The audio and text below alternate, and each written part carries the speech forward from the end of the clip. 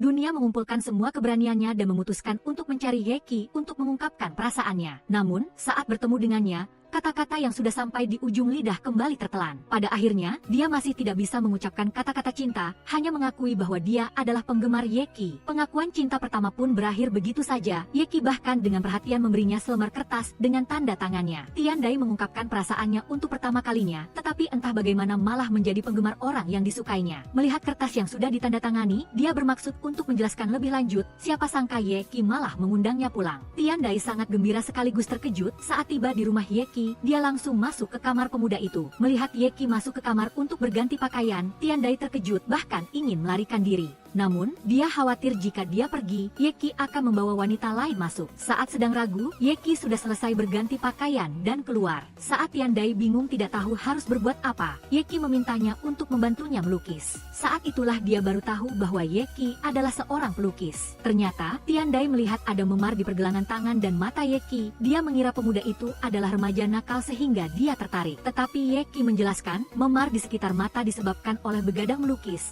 sedangkan pergelangan tangan yang diperban karena radang tendon akibat terlalu banyak melukis. Tiandai pulang, melihat tanda tangan yang diberikan Yeki, dia baru tahu bahwa Yeki adalah seorang komikus terkenal. Sementara dia sering mengkritik karya Yeki di internet. Hal ini membuatnya sangat bingung. Keesokan harinya, di dalam bus menuju sekolah, pikiran Tiandai terus memikirkan Yeki, tidak tahu bagaimana harus menjelaskan kepadanya. Di sekolah, Tiandai terus mengawasi Yeki secara diam-diam. Setiap kali bertemu dengannya, dia langsung melarikan diri. Yeki sangat terkesan dengan bakat Tiandai. Dia mengira Tiandai tidak ingin menjadi asistennya sehingga dia terus mengikutinya dan memohon. Tiandai malah mengira Yeki ingin mencari orang untuk memberinya pelajaran. Dia terus-menerus meminta ampun. Akhirnya kesalahpahaman itu terurai. Tiandai tahu Yeki ingin mengundangnya menjadi asisten dan dia juga tidak tahu apa-apa tentang apa yang terjadi di internet. Mereka berdua bersepeda ganda, tetapi di tengah jalan saat beristirahat, Yeki malah mengeluarkan buku untuk menggambar cerita. Gairah Yeki terhadap komik membuat Tiandai mengubah cara pandangnya tentang pemuda itu. Dia tidak lagi mengkritik fakta bahwa Yeki masih menggambar dengan tangan di era ini. Dia kembali bertanya tentang kehidupan pribadi Yeki. Karena pemuda itu menggambar cerita cinta yang sangat manis, dia mengira Yeki sudah punya banyak pacar. Tetapi Yeki belum pernah jatuh cinta. Mengetahui bahwa pemuda itu masih lajang,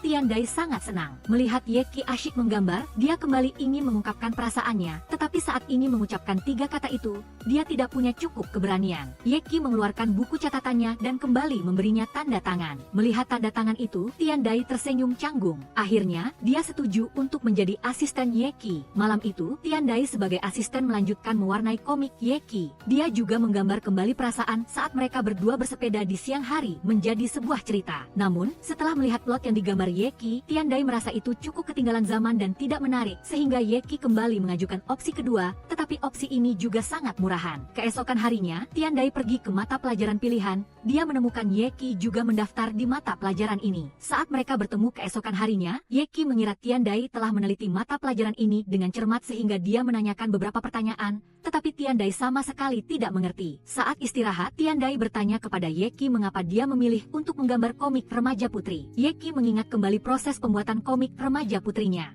Saat SMA, dia menggambar sebuah komik remaja, mengirimkannya ke banyak penerbit, tetapi hanya satu penerbit bernama Gadis Remaja Mingguan yang menghubunginya, meminta dia mengubah gaya menggambarnya. Yeki harus perlahan-lahan berubah agar sesuai dengan permintaan mereka. Secara kebetulan, Tiandai mengetahui cerita Yeki digambar berdasarkan prototipe. Dia penasaran siapa Amei dalam cerita itu. Dia diberitahu bahwa Amei adalah teman baik Yeki, bahkan menginap di rumahnya pada hari Sabtu minggu lalu, sehingga dia salah paham bahwa mereka berdua adalah sepasang kekasih. Tiandai tidak rela, dia ingin bertemu prototipe Amei dalam cerita Yeki. Saat makan, dia tiba-tiba melihat Amei di kantin. Dia penasaran ingin melihat wajahnya dengan jelas, tetapi saat melihatnya, dia terkejut. Karena Amei sama sekali tidak cantik dan imut seperti dalam cerita. Bahkan ada siswa laki-laki yang mengejarnya. Tiandai tidak menemukan Yeki. Kebetulan sahabatnya, Ziyu, datang. Ketampanan Ziyu membuat Tiandai tertarik. Saat ini, di lantai bawah ada banyak siswi berteriak memanggil nama Ziyu. karena dia adalah dewa pria terkenal di sekolah.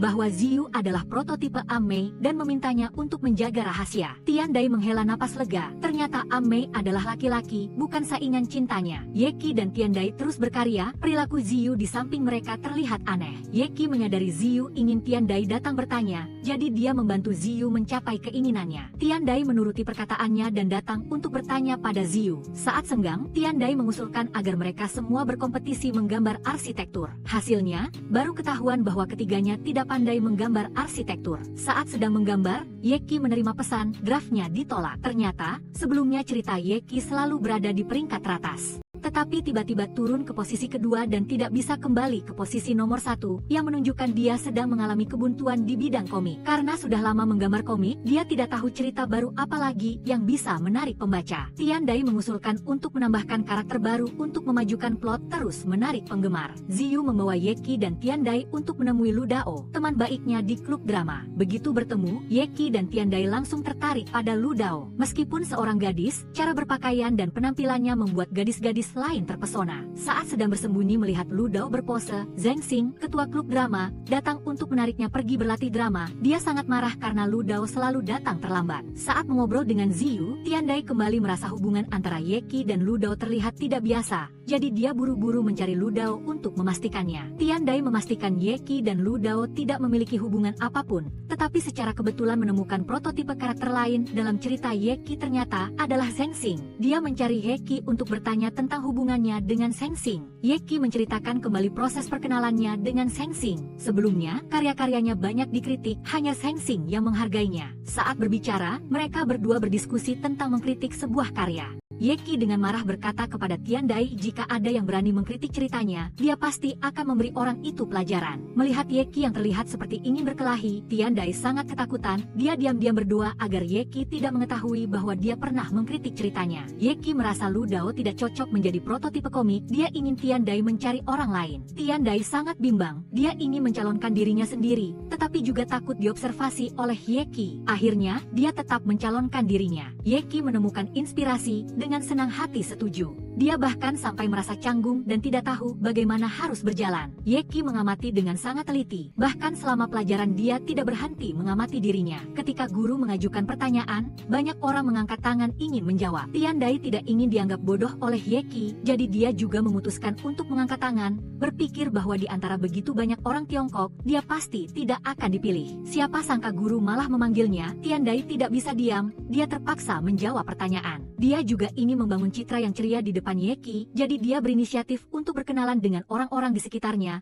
agar Yeki melihat bahwa dia memiliki banyak teman. Saat makan dengan Yeki, Tiandai diam-diam senang, berpikir bahwa akhirnya Yeki memperhatikannya. Yeki mencatat semua yang dia amati tentangnya, lalu menunjukkannya padanya. Semua yang Tiandai coba tunjukkan, sama sekali tidak disadari oleh Yeki. Sebaliknya, semua catatan itu adalah hal-hal negatif, seperti seluruh tubuhnya memiliki kekurangan. Tiandai berpikir bahwa karakter yang dibangun dari materi ini tidak akan disukai, jadi dia ingin menambahkan beberapa keunggulan, agar Yeki tidak terus menemukan kekurangannya, sekaligus menciptakan kesempatan untuk mengejarnya. Tiandai memutuskan untuk memperkenalkan dirinya sebagai Jeyu kepada Yeki. Saat sedang mencari, dia melihat Jeyu sedang dikejar oleh orang lain. Ternyata, Jeyu adalah seorang gadis yang aktif. Kebetulan Jeyu ada kegiatan klub, Yeki juga sedikit tertarik padanya. Berdua dengan Tiandai datang untuk menonton, mereka secara kebetulan bertemu Ruosong, teman sekelas Yeki. Saat itulah mereka baru tahu bahwa sebelumnya Yeki pernah bermain basket, tetapi karena ingin melindungi tangan kanannya untuk melukis, dia berhenti. Saat ini, di dalam stadion terdengar suara tawa aneh dari Zheng Xing. Suara tawa Jeyu juga sangat menakutkan. Ternyata, kegiatan klubnya adalah bermain basket bersama tim Ruosong. Setelah mengamati, Nanseng mengidentifikasi Jeyu sebagai sosok negatif.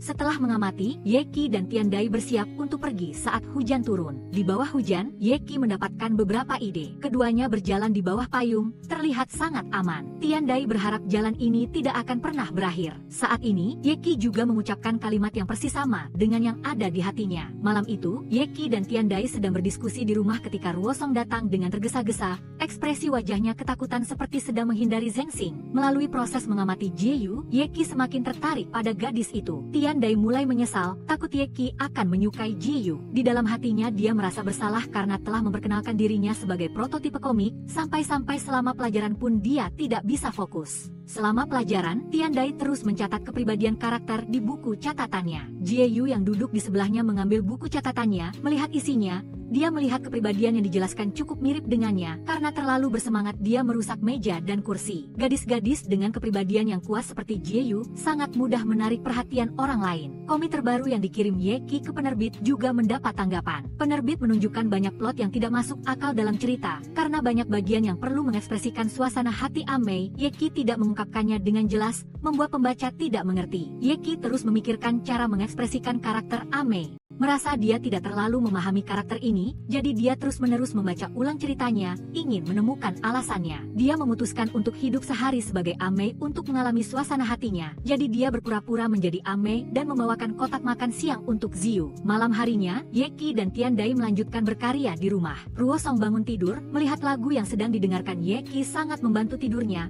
jadi dia pergi mencari penyanyi Logeli. Karena dia tidak memiliki inspirasi di atas panggung, dia juga ingin mencari Logeli, orang yang terkenal dengan suaranya yang bagus di ruang musik. Secara kebetulan, Logeli ternyata adalah Jieyu, jadi Tiandai membawa Ruosong untuk mencarinya. Jieyu meminta Ruosong untuk mencoba menyanyikan lagu baru. Tetapi setelah mendengarkan, dia merasa dia tidak cocok dengan dunia tarik suara. Tepat pada saat ini, Ruosong datang ke klub musik untuk mencari Logeli, sehingga dia salah paham bahwa Jieyu diasingkan di klub. Dia merasa Jieyu sangat menyedihkan. Yeki membawakan kotak makan siang untuk Tiandai. Dia sangat senang, tetapi setelah itu dia juga memberikan satu porsi untuk Jieyu, yang membuatnya sedikit kecewa. Yeki memberitahu Tiandai bahwa dia ingin hidup sehari sebagai Amei untuk mencari inspirasi. Tiandai merasa Yeki sangat kejam, dia tidak berniat pergi bersamanya, tetapi ketika dia melihat kotak makan siang lezat yang dibuat olehnya, dia sangat dilema. Pada akhirnya dia tetap memutuskan untuk membawanya. Untuk mencari inspirasi, Yeki memutuskan menggunakan cara merebut Amei untuk menjadi musuh semua siswi. Tiandai juga sedang bimbang tidak tahu harus berbuat apa untuk menarik perhatian Yeki. Saat sedang bersembunyi mencari, dia melihat Yeki sedang mendorong Ludao untuk melarikan diri. Sekelompok gadis mengejar di belakang. Tetapi pada akhirnya Yeki tetap tidak menemukan inspirasi. Dia merasa cara ini tidak bagus. Melihat Yeki tidak kunjung menemukan inspirasi, Tiandai sangat sedih. Dia memutuskan untuk membantunya. Zheng Xing mencari Ludao, mengatakan drama musikal tidak bisa dilanjutkan karena dia tidak bisa menemukan siapapun untuk membantunya. Ludao diam-diam senang.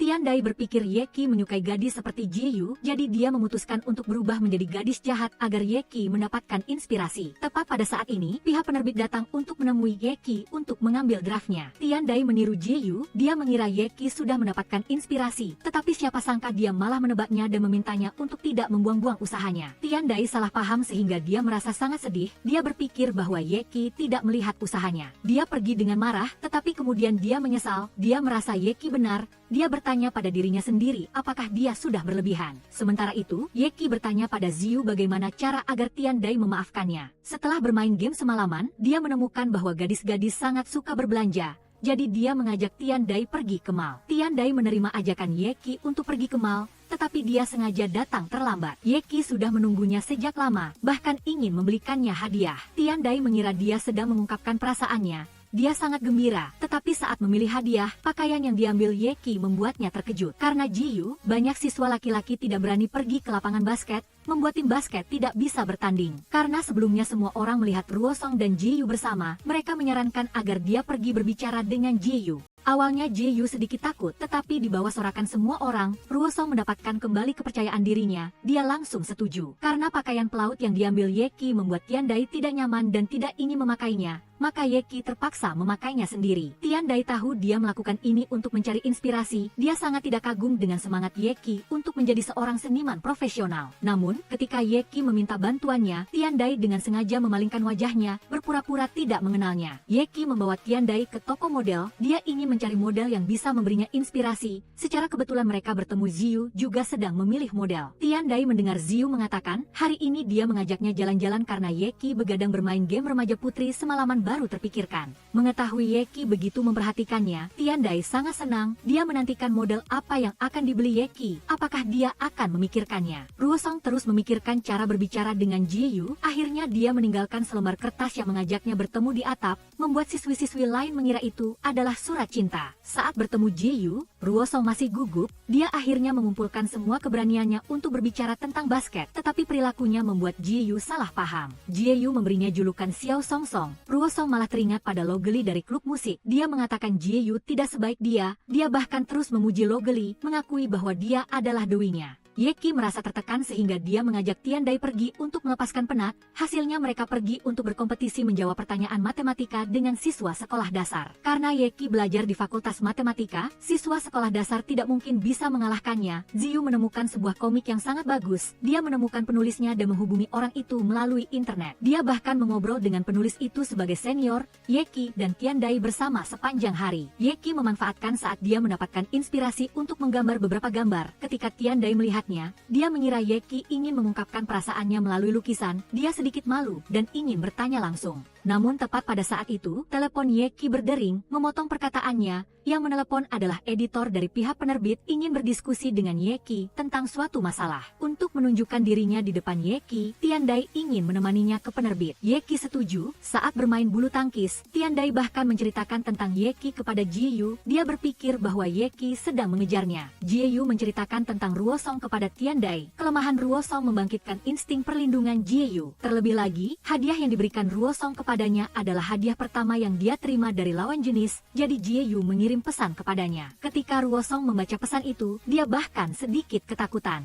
Tepat pada saat itu, dia datang ke stadion. Begitu melihat Ji-yu, dia langsung berbalik dan melarikan diri. Ruosong terus berlari, Ji-yu mengejar di belakang. Meskipun dia naik bus, Ji-yu juga mengikutinya, bahkan berpose dengan sangat keren. Ji-yu berpikir posenya sangat romantis, tetapi Ruosong tidak mengerti perilakunya. Di dalam bus ada satu kursi kosong. Ruosong duduk, Ji-yu langsung duduk di pangkuannya. Dia bahkan mengajaknya berkencan. Tiandai datang untuk mencari Yeki. Dia melihat pintu kamarnya masih terbuka. Dia mengira dia sengaja membiarkannya terbuka untuknya. Masuk ke dalam kamar, dia melihat tidak ada orang. Komputer Yeki menyala di tempat tidur. Tiandai penasaran apa yang sedang dia tonton. Dia ingin mendekat untuk melihatnya saat Yeki kembali. Dia mengobrol dengan Yeki dengan gembira, mengira dia sengaja membiarkan pintu terbuka untuknya. Tetapi ternyata karena dia turun untuk membuang sampah. Saat Tiandai bertanya apa yang sedang ditonton Yeki, dia menerima telepon dari editor. Ternyata, Qianye telah kembali menjadi pemimpin redaksi, yang membuat Yeki sangat kesal. Dia mengeluh kepada Tiandai tentang Qianye. Yeki membawa Tiandai untuk menemui seorang komikus lain yang tinggal di apartemen sebelah. Dia juga merupakan korban Qianye. Tiandai penasaran seperti apa komikus yang disiksa oleh Qianye. Tetapi saat bertemu, dia baru tahu bahwa dia adalah seorang gadis yang sangat anggun, bahkan seorang mahasiswa pasca sarjana. Tepat pada saat ini, Fiuli sedang membuat sebuah komik baru bergenre detektif. Tiandai penasaran dan mencoba melihatnya.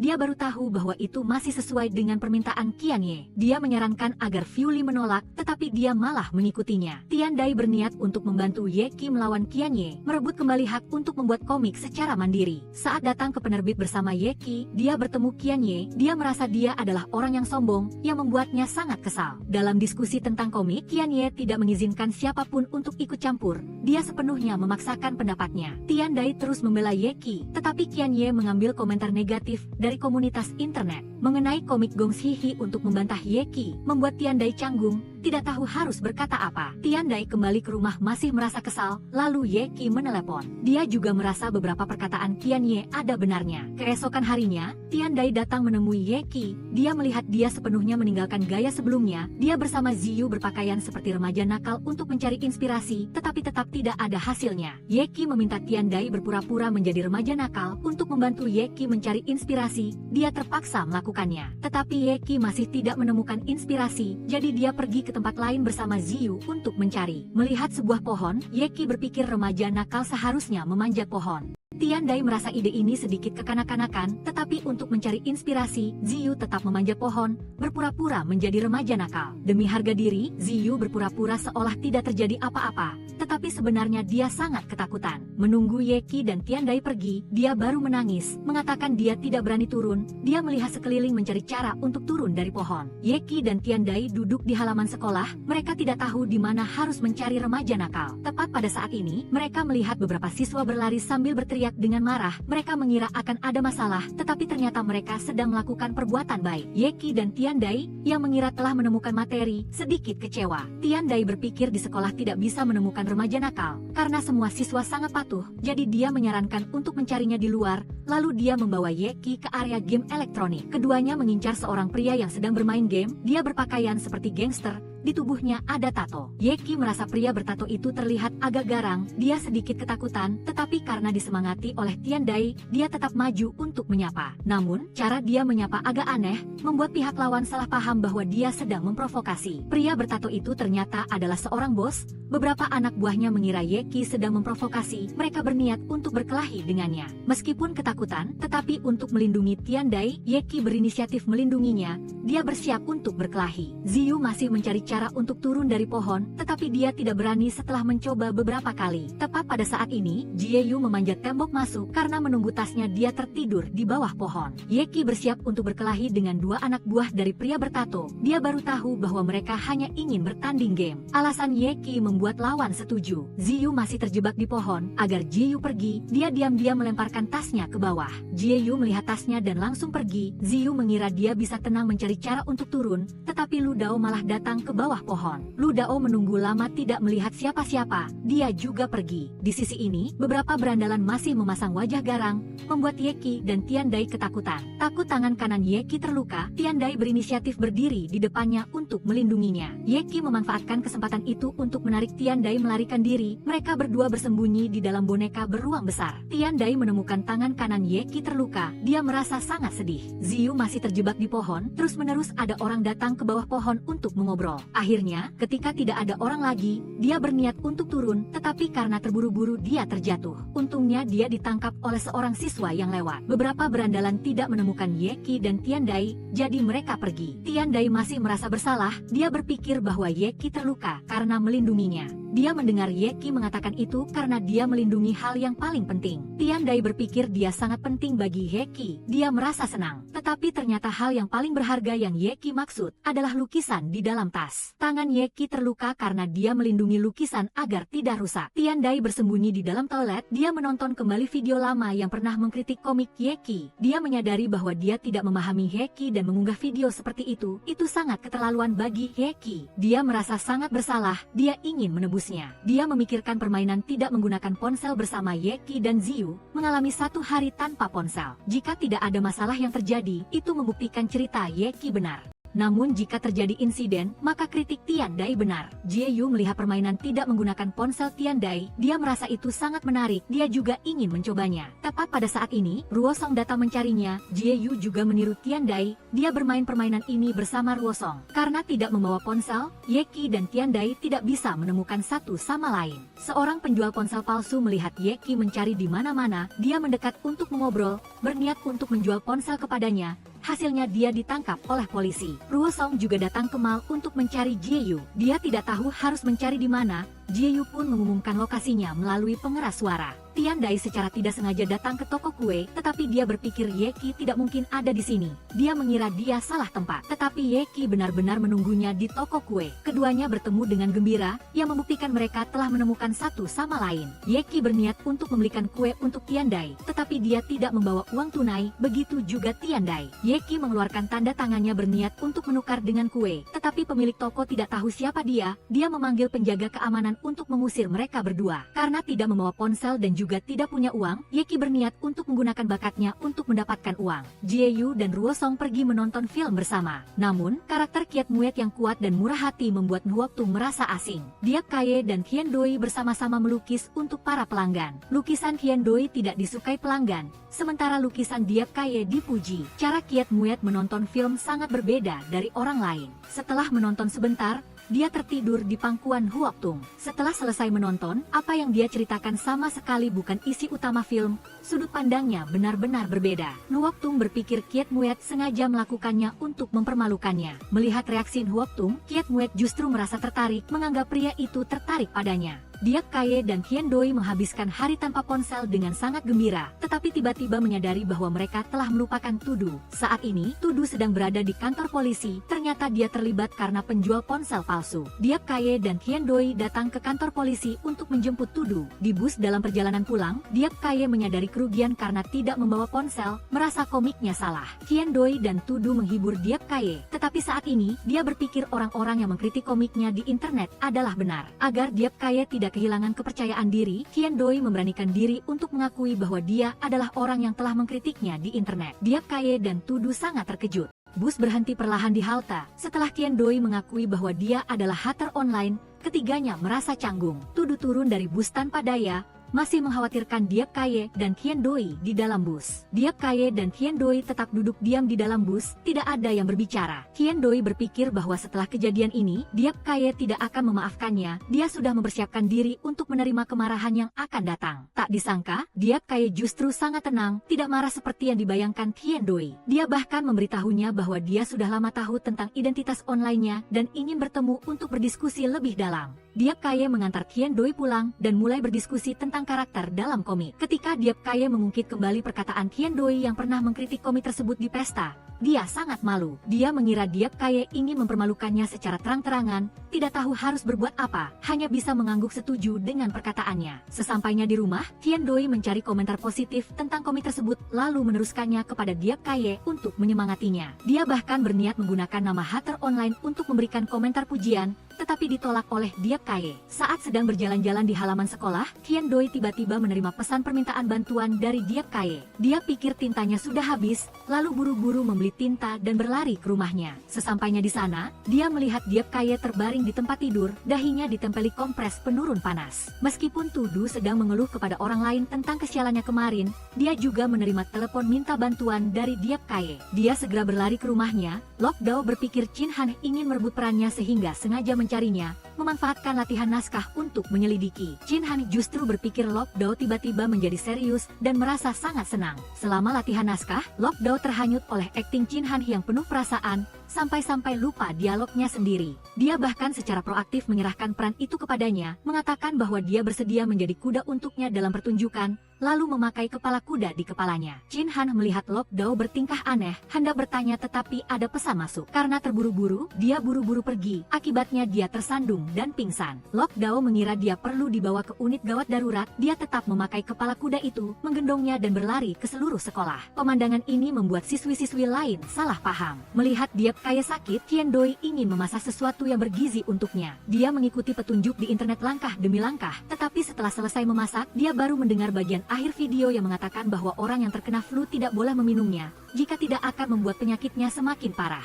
Tanpa pilihan, Qian Doi harus mencicipinya sendiri. Hasilnya makanannya sangat buruk sampai membuatnya ingin muntah. Nuok Tung pulang sekolah, berjalan di koridor dan kebetulan bertemu dengan Kiat Muet. Melihat Kiat Muet terus menggosok matanya, dia mengira dia masih sedih dan juga khawatir Chin Han telah memblokirnya. Jadi dia buru-buru memeriksa. Qian Doi melihat video panduan memasak dengan iklan yang mengatakan bisa dilakukan hanya dengan tangan, lalu melihat makanan yang dibuatnya, kemudian melihat kedua tangannya dengan tatapan curiga. Dia bermaksud memasak air jahe untuk Diap Kaye, tetapi malah hangus. Pada akhirnya hanya membawakan semangkuk air panas. Tudu dan Chin Han juga membawa tinta ke rumah Diap Kaye. Ternyata keduanya juga menerima pesan permintaan bantuan darinya. Karena sakit tetapi masih harus menyelesaikan komik, Diap Kaye meminta bantuan ketiga orang itu. Setelah membantu Diap Kaye menyelesaikan pekerjaannya, Qian Doi datang ke kamarnya untuk melihatnya dan melihat dia sedang tidur. Mulutnya masih memanggil namanya, membuat dia sangat tersentuh. Sebenarnya, Diap Kaye sedang memikirkan nama untuk karakter baru dalam komik. Komik yang dibantu Diap Kaye untuk diselesaikan oleh semua orang telah kembali ke posisi nomor 1, honorariumnya juga ditransfer ke rekeningnya lebih awal dari yang diperkirakan, membuat semua orang gembira. Diap Kaye ingin mengungkapkan rasa terima kasihnya. Qian Doi dan Tudu mengira dia akan memberikan hadiah jadi mereka sangat antusias, tetapi dia malah mengeluarkan 2 bendera penghargaan. Cara penyampaian yang aneh ini membuat keduanya sedikit kecewa. Ketika mendengar Diap Kaye berkata ingin mengajak semua orang berlibur, Qian Doi dan Tudu kembali bersemangat, tetapi kemudian kecewa lagi saat mengetahui itu adalah pijat gaya pengobatan tradisional Tiongkok. Akhirnya, Qian Doi mengusulkan untuk pergi ke pantai selama 3 hari, baru pergi pijat di malam hari. Diap Kaye juga setuju. Kiat Muet mengajak Lok Trem pergi memilih baju renang. Lok Trem berpakaian sangat mirip laki-laki, kebetulan terlihat oleh Nuok Tung. Dia melihat Kiat Muet pergi memilih baju renang dengan seorang laki-laki, dalam hatinya muncul rasa cemburu. Selain itu, gerak-gerik Lok Trem dan Kiat Muet terlihat sangat intim. Nuok Tung tidak tahan, menggunakan alasan membantu Kiat Muet membawa barang untuk mengikuti keduanya. Semua orang sudah siap, akhirnya bisa pergi berlibur bersama. Semua orang sangat senang, tetapi saat ini penyakit pria lurus Diap Kaye kambuh lagi. Di dalam mobil, Dia bahkan tidak menyadari Tian Doi sedang merias wajah. Perkataannya yang polos membuat dia marah. Sesampainya di pantai, Diap Kaye membawa kamera untuk mencari materi, dan materi yang dia cari adalah pasangan muda, terutama para gadis. Selain itu, dia tidak takut dia tertangkap oleh pacar para gadis. Mereka datang untuk bertanya kepada Diap Kaye, tetapi dia tidak menyembunyikan. Dia bahkan mengatakan sedang mencari bahan dan menunjukkan foto-foto kepada mereka. Dengan bukti yang jelas, Diap Kaye dan Tian Doi dikejar-kejar oleh semua orang. Dalam pelarian, mereka berdua secara tidak sengaja saling berpelukan. Setelah lolos dari kejaran, Tian Doi menyarankan Diap Kaye untuk menggunakan situasi tak terduga ini dalam komiknya. Begitu dia selesai berbicara, sekelompok rumput laut jatuh tepat di kepala Diap Kaye. Ternyata itu dilemparkan oleh Kiat Muyet. Nuok Tung terbelit rumput laut. Kiat Muyet membantunya melepaskannya lalu melemparkannya dengan marah, kebetulan mengenai Diap Kaye. Kiat Muyet menginterupsi percakapan Diap Kaye dan Tian Doi. Tepat pada saat ini, Chin Han dan Tudu mengajak Diap Kaye pergi bermain perahu kano. Kiat Muyet melihat Nuok Tung terluka tidak bisa ikut bermain, sementara 3 pria lainnya sedang bersenang-senang. Dia merasa kesal, lalu dengan sengaja datang untuk menyapa lalu diam-diam menggunakan jarum untuk menusuk perahu kano. Ketika ketiga orang itu mendayung menjauh, perahu perlahan-lahan mengempis, membuat mereka panik. Saat ini, Tian Doi yang sedang berdiri di pantai tiba-tiba mengatakan jika katuknya dibuka, perahu akan tenggelam lebih cepat. Perkataan ini memberi ide kepada Kiat Muyet. Dia segera menyelam ke dalam air, membuka katuk perahu kano. Perahu itu tenggelam tak lama kemudian. Di malam hari, Nuok Tung dan Chin Han sama-sama tidur di kursi panjang di pantai. Lok Trem diam-diam datang untuk berfoto bersama Chin Han. Kiat Muyet mencari Nuok Tung, tetapi dia terus berbaring sambil tidur mendengarkan musik, tidak memperhatikannya. Kiat Muyet kesal dan memutar volume keras-keras, membangunkan Nuok Tung. Diap Kaye dan Tian Doi datang ke stan penjual ikan. Pemilik stan mengatakan itu adalah ikan untuk pasangan, hanya dijual per pasang. Setelah keduanya pergi, Kiat Muyet dan Nuok Tung juga melewati stan ikan. Di pantai di malam hari, ketiga pasangan masih saling berkomunikasi. Diap Kaye dan Tian Doi bersama-sama melihat bintang. Melihat Tian Doi suka melihat bintang, Diap Kaye lalu mengajaknya naik kincir ria agar bisa melihat bintang secara utuh saat mencapai puncak. Namun, saat masuk ke kincir ria terjadi masalah. Karena Diap Kaye membayar, Tian Doi masuk lebih dulu. Giliran Diap Kaye dia malah harus duduk di kabin yang berbeda. Keduanya saling memandang melalui kaca, mengobrol melalui 2 kabin. Meskipun komunikasi sedikit sulit, situasi yang canggung ini justru secara tidak sengaja menciptakan momen-momen terindah,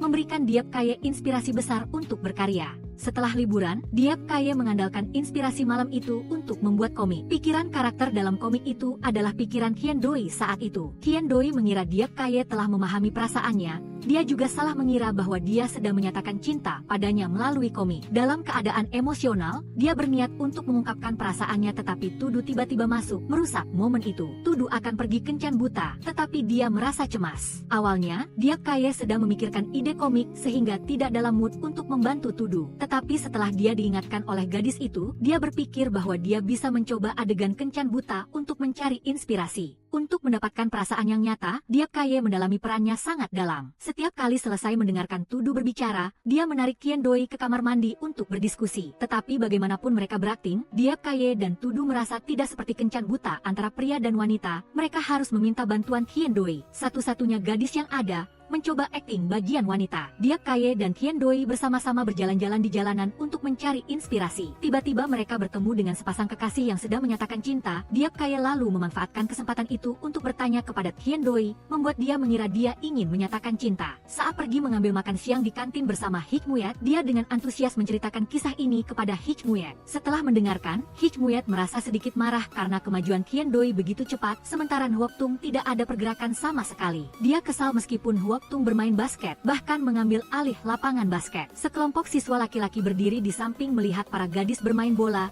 merasa sangat tidak nyaman. Akhirnya, Nuok Tung mengumpulkan semua keberaniannya, memimpin semua orang untuk merebut kembali lapangan basket. Hik Muyet mengusulkan agar Nuok Tung menari untuknya agar dia mau mengembalikan lapangan basket. Akhirnya, Nuok Tung setuju. Tarian dia sangat menarik perhatian semua orang, termasuk Hik Muyet. Tian Doi datang ke klub komik sekolah, melihat beberapa siswi sedang berdiskusi tentang isi komik di majalah remaja. Ketika membaca perkataan Diap Kaye dalam komik, Tian Doi salah mengira bahwa dia sedang menolaknya melalui komik. Dia sangat sedih. Untuk menghibur diri, Tian Doi terus mencari pekerjaan untuk dilakukan. Dong mengalihkan perhatian. Diap Kaye juga sangat marah karena isi komik itu bukan dia yang menulis, melainkan Qian Jia yang diam-diam mengubahnya. Dia melihat bahwa Qian Doi tidak datang untuk menggambar ilustrasi lagi, sehingga dia mengirim pesan untuk bertanya tetapi tidak mendapat balasan. Karena Qian Doi tidak datang ke rumah untuk membantu mewarnai komik lagi, Diap Kaye tidak bisa bertemu dengannya sehingga dia harus mencarinya sendiri. Qian Doi mengambil bendera persiapan ujian pascasarjana, mengatakan kepada Diap Kaye bahwa dia akan sangat sibuk setelah ini, mungkin tidak bisa membantunya menggambar komik lagi. Diap Kaye tidak mengerti maksudnya, sebaliknya dia mendoakan dia sukses dalam ujian, bahkan ingin menjadi model untuknya. Tetapi Qian Doi langsung menolaknya. Chin Han tiba-tiba datang mencari Diap Kaye, memberinya foto sepasang kaki yang indah, mengatakan bahwa dia tertarik pada foto ini dan ingin Diap Kaye membantunya menemukan orang di foto itu. Untuk membantu klub seni rupa menemukan model pria, Qian Doi pergi mencari Tudu. Diap Kaye kembali ke rumah, ingin membantu Qian Doi, jadi dia bertanya kepada Hule untuk mencari beberapa catatan penting saat mempersiapkan ujian pascasarjana untuk diberikan kepadanya. Tudu meminta Diap Kaye untuk memberi saran tentang cara berpose yang tampan saat menjadi model. Diap Kaye menyarankan Tudu untuk mencontoh pose dari model yang dibelinya. Tudu merasa ini adalah ide yang bagus, tetapi karena dia hanya membeli model wanita jadi posenya, terlihat sangat aneh. Tudu datang ke klub komik untuk menjadi model bagi para siswi, mengubah pose sesuai permintaan mereka. Diap Kaye datang ke klub komik untuk memberikan materi persiapan ujian kepada Qian Doi. Melihat materi itu, Qian Doi sangat terharu, tetapi di luar dia tetap bersikap acuh tak acuh. Diap Kaye melihat para siswi sedang menggambar model, dia juga merasa tertarik jadi dia tinggal untuk menggambar bersama. Akhirnya dia menyadari Qian Doi sedang bersikap dingin kepadanya, dia berusaha mengingat apa yang telah dia lakukan sehingga membuatnya marah.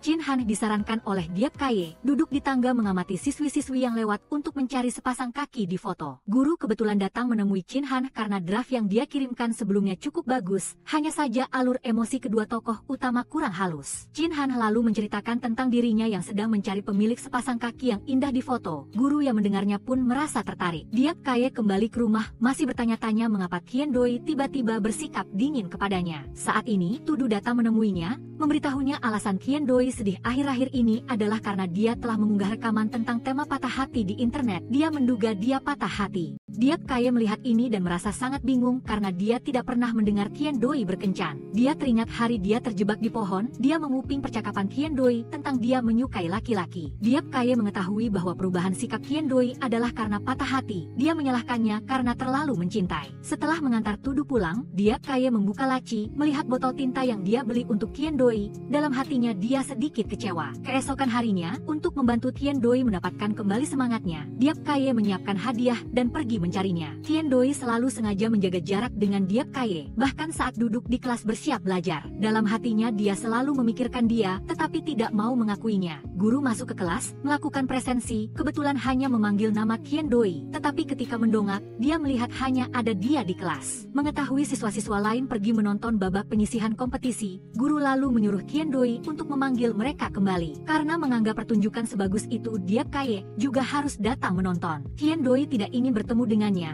tetapi di bawah paksaan guru, dia harus pergi. Sementara itu, adik perempuan Lok Dao, Lok Le, melihat Lok Dao dan Cho Chin Han berinteraksi, dia menjadi curiga. Lok Dao buru-buru menjelaskan kepada adiknya, tetapi dalam hati Lok Le tetap menganggap hubungan mereka lebih dari sekadar pertemanan. Cho Chin Han mengajak Lok Le untuk bermain film dan membiarkannya memerankan peran utama wanita. Lok Dao ingin membantu adiknya menolak, tetapi Lok Le langsung setuju. Cho Chin Han melihat bentuk kaki Lok Le cukup mirip dengan yang ada di foto, tetapi masih ada sedikit perbedaan. Qian Doi sampai di tempat babak penyisihan, memanggil semua siswa untuk kembali ke kelas. Lok Le sangat mengagumi karya Diap Kaye, bahkan menganggapnya sebagai idola, jadi dia mencarinya untuk mengobrol. Keduanya duduk di samping pot bunga berbicara. Qian Doi teringat Diap Kaye membelikan hadiah untuknya. Dia mengira dia telah berubah pikiran, dalam hatinya dia merasa senang. Sambil berjalan dan berpikir, dia melihat Diap Kaye dan Lok Le bersama, lalu dia salah paham. Diap Kaye melihat Qian Doi dan sangat senang, dia ingin memberikan hadiah yang sudah dia siapkan untuknya. Tetapi Qian Doi malah marah, menepis hadiah itu dan lari. Hujan turun deras, Diap Kaye di rumah memikirkan Qian Doi yang sedih karena patah hati. Tudu, Nuok Tung, dan Cho Chin Han datang ke rumah Diap Kaye untuk berteduh. Pada saat yang sama, Lok Dao dan Hit Muet juga berlari ke rumah Qian Doi untuk berteduh. Semua orang mengobrol tentang topik laki-laki dan perempuan. Lok Dao kebetulan bertanya tentang pekerjaan Huok Tung saat ini. Hit Muet lalu mengirim pesan untuk bertanya kepadanya. Saat ini, di pihak Diap Kaye juga sedang berbicara tentang komik karena para pria itu semua saling kenal melalui membantu Diap Kaye menggambar komik dan tidak ada pria yang mau mengakui pernah menggambar komik. Jadi Huok Tung salah paham, hanya menjawab seadanya kepada Hit Muet. Ketika melihat jawaban Huok Tung, Hit Muet sangat khawatir. Dia ingin melapor ke polisi. Qian Doi tahu apa yang sedang dilakukan para pria itu, tetapi mereka tidak membiarkannya mengatakannya. Jadi dia terus membujuk Hit Muet dan Lok Dao. Di pihak Diap Kaye mulai berdiskusi tentang apa yang dipikirkan para gadis tentang pria yang menggambar komik remaja wanita. Cho Chin Han awalnya berpikir para gadis akan menganggap pria yang menggambar komik remaja wanita itu keren, tetapi Qian Doi mengirim pesan yang mengatakan itu adalah pekerjaan yang memalukan, membuat semua orang salah paham, mengira para gadis juga berpikir demikian. Karena masih hujan, ketiga pria itu memutuskan untuk menginap di rumah Diap Kaye. Kebetulan membantunya menemukan sedikit inspirasi. Untuk mencari materi tambahan, Diap Kaye tidak membiarkan ketiga temannya tidur. Dia menyuruh mereka menceritakan kisah cinta. Di pihak Qian Doi, semua orang bermain game bersama. Saat memilih karakter, Qian Doi masih tidak melupakan Diap Kaye. Tepat pada saat itu, para pria di pihak Diap Kaye juga tidak tidur lagi.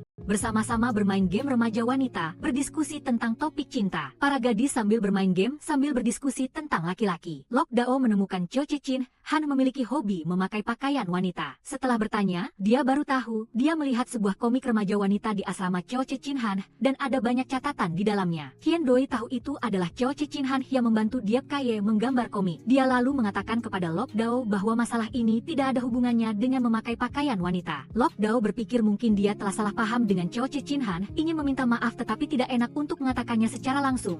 Jadi dia mengirim pesan bertanya Cho Chin Han suka memakai celana dalam model apa, membuat dia sangat marah.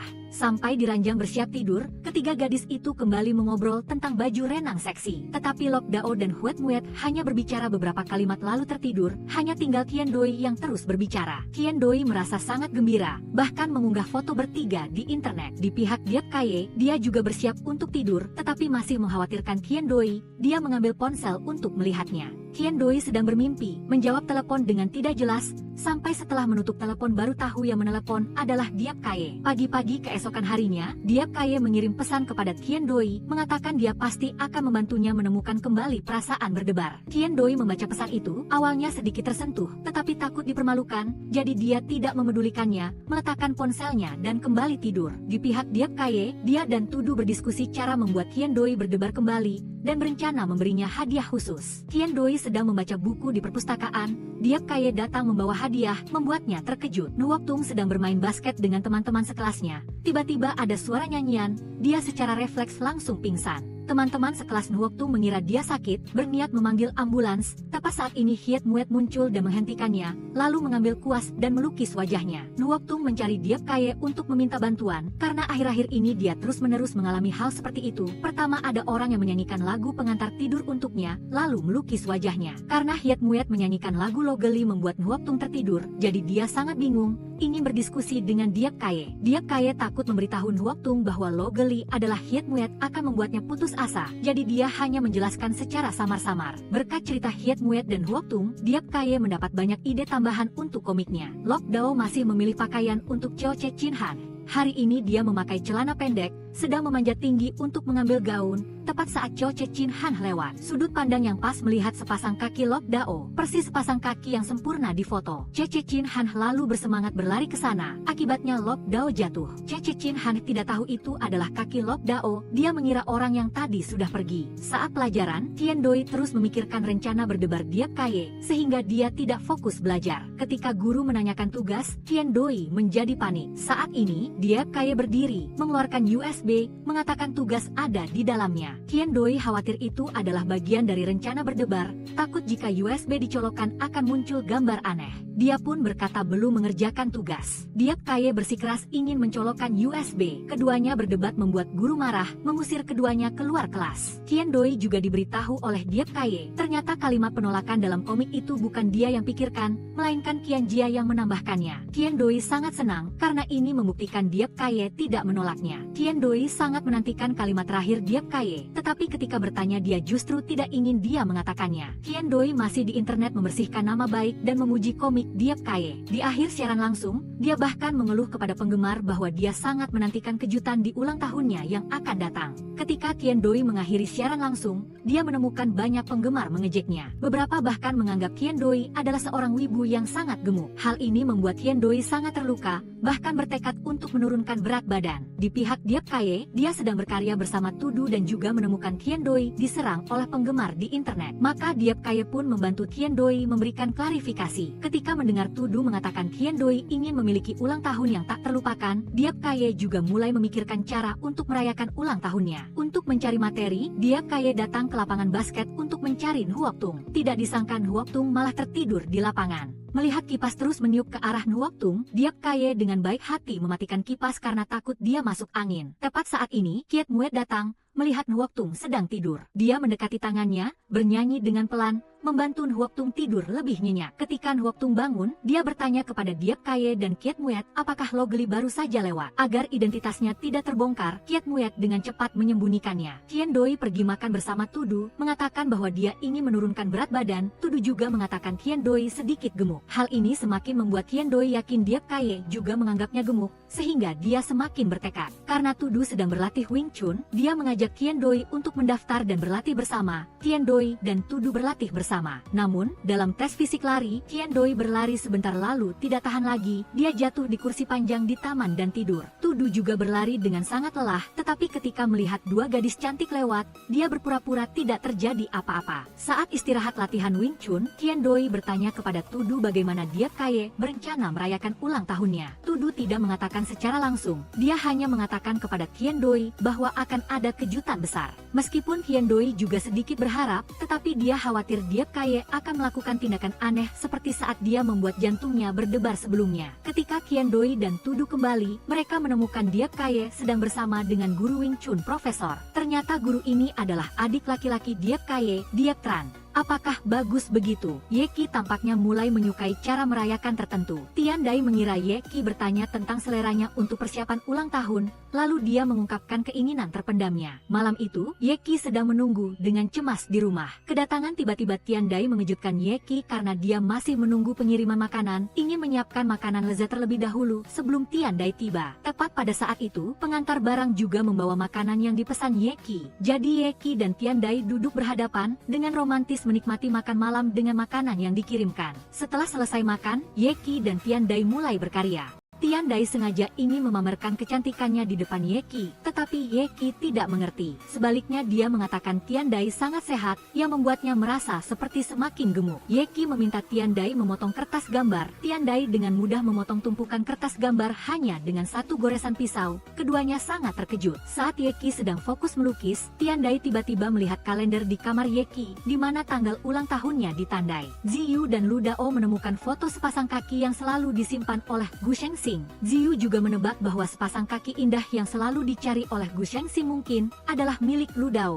Di bawah bujukan rekan-rekan setimnya di tim basket, Ruo Song memutuskan untuk menyatakan perasaannya kepada Jiyu. Namun, setelah bertemu Jiyu, hatinya masih sangat bertentangan, tidak tahu badai apa yang akan dia hadapi setelah menyatakan perasaannya. Dalam percakapan, Ruo Song mengira Jiyu telah mengenalinya sebagai Logeli, jadi dia masih memikirkan cara untuk menyembunyikannya. Tepat saat Ruo Song dengan cemas mencari cara untuk menghadapinya, Jiyu tiba-tiba keceplosan mengatakan dia menyukai Ruo Song. Setelah Jiyu menyatakan perasaannya, dunia seolah berhenti. Keduanya tercengang di tempat dan Ruo Song saat ini sedikit canggung. Saat Lu Dao tahu sepasang kaki indah yang dicari Gu Shengxing adalah miliknya, dia tampil di atas panggung, terus-menerus memamerkan kakinya kepada Gu Shengxing. Tetapi saat ini, Gu Shengxing sepenuhnya fokus pada syuting, sama sekali tidak memperhatikan kaki Lu Dao, dan terus memarahinya karena tidak berakting sesuai skenario, sangat marah. Melihat dia sudah berusaha sekuat tenaga tetapi tetap tidak membuat Gu Shengxing memperhatikan kakinya, Lu Dao memikirkan cara lain. Yeki membawa Tian Dai ke area permainan realitas virtual. Meskipun Yeki terus berkata itu untuk mendapatkan materi, Tiandai tetap berpikir bahwa Yeki melakukan itu untuk merayakan ulang tahunnya, membantunya merasa dilindungi. Ketika pertandingan benar-benar dimulai, baik Yeki maupun Tiandai sedikit takut. Namun, melihat Tiandai yang terus ragu-ragu, Yeki tiba-tiba mengeluarkan hormon maskulin, memutuskan untuk menjadi kuat melindungi Tiandai untuk maju. Saat ini, Tiandai juga membayangkan adegan di mana dia dilindungi oleh Yeki, mengalahkan semua musuh. Yeki telah merencanakan banyak langkah, tetapi begitu dia keluar dari tempat persembunyian, dia langsung tertembak. Jieyu, karena ingin mendapatkan kembali harga dirinya setelah Ruosong kabur dengan malu, juga mengajak Ruosong bermain realitas virtual. Namun, di lokasi, Jieyu sekali lagi tersipu malu, nyaris diserang dari belakang oleh orang lain. Ruosong dengan cepat menarik Jieyu hingga jatuh ke tanah, dan tindakan keduanya menjadi semakin intim. Di sisi Tiandai, setelah melihat Yeki tersingkir, dia juga sangat marah, berteriak, mengambil pistol, dan menembak secara acak tanpa diduga mengenai Jieyu. Dia juga dinyatakan kalah, sekaligus membuat Ruosong marah. Ruosong menjatuhkan Tiandai, memastikan kemenangan timnya dan mendapat pujian dari Jieyu. Putaran baru dimulai. Kali ini, Yeki bersumpah akan melindungi Tiandai dengan baik, tetapi karena terlalu tegang, dia secara tidak sengaja menembak jatuh Tiandai sendiri. Yeki ingin mengajak Tiandai bermain mobil pasir, tetapi karena takut, Yeki mengemudi dengan sangat pelan. Untuk memamerkan kakinya, Lu Dao juga mengajak Gu Shengsing mengendarai mobil pasir. Lu Dao mengemudi dengan sangat cepat dan terus-menerus mengingatkan Gu Shengsing untuk melihat kakinya. Tetapi saat ini, Gu Shengsing sedang dalam keadaan ketakutan, tidak punya pikiran lagi untuk memperhatikan kaki Lu Dao. Melihat kakinya tidak menarik perhatian Gu Shengsing, Lu Dao berpikir informasi yang diberikan Ziyu palsu, malah salah paham bahwa Gu Shengsing menginginkan sepasang kaki yang sempurna. Jadi dia langsung membantu, mengeluarkan kertas penghilang bulu, membuat Gu Shengsing yang tidak siap tiba-tiba dicabut sepetak bulu kakinya, sangat kesakitan. Malam harinya, Yeki dan Tiandai pergi memancing bersama. Kail pancing Yeki secara tidak sengaja merobek sehelai pakaian Ziyu, menemukan Ziyu dan Yesen berada tepat di sampingnya. Karena sudah bermain sepanjang hari, Yeki ada urusan mendesak yang perlu diselesaikan tetapi ponselnya mati. Ponsel Tiandai juga mati. Untuk menghemat waktu, Tiandai menarik Yeki untuk berlari ke jalan mencari taksi dan mendesak pengemudi untuk mengemudi lebih cepat. Namun, karena kecepatannya terlalu tinggi, kecelakaan mobil pun terjadi. Yeki dan Tiandai harus tetap berada di dalam mobil. Tepat pada saat ini, Yeki menyalakan radio di dalam mobil. Ternyata Yeki ingin Tiandai mendengarkan hadiah yang diberikannya. Hadiahnya adalah Yeki telah meminta sebuah lagu selamat ulang tahun di radio. Tiandai sangat terharu, terutama ketika mengingat kembali momen-momen hari ini. Dia merasa Yeki melindunginya. Akhirnya, Yeki juga memberikan kue ulang tahun kepada Tiandai, memberinya hari ulang tahun yang sempurna. Yeki dan Tiandai duduk di bangku taman membahas arah pengembangan komik selanjutnya. Yeki ingin menambahkan unsur horor,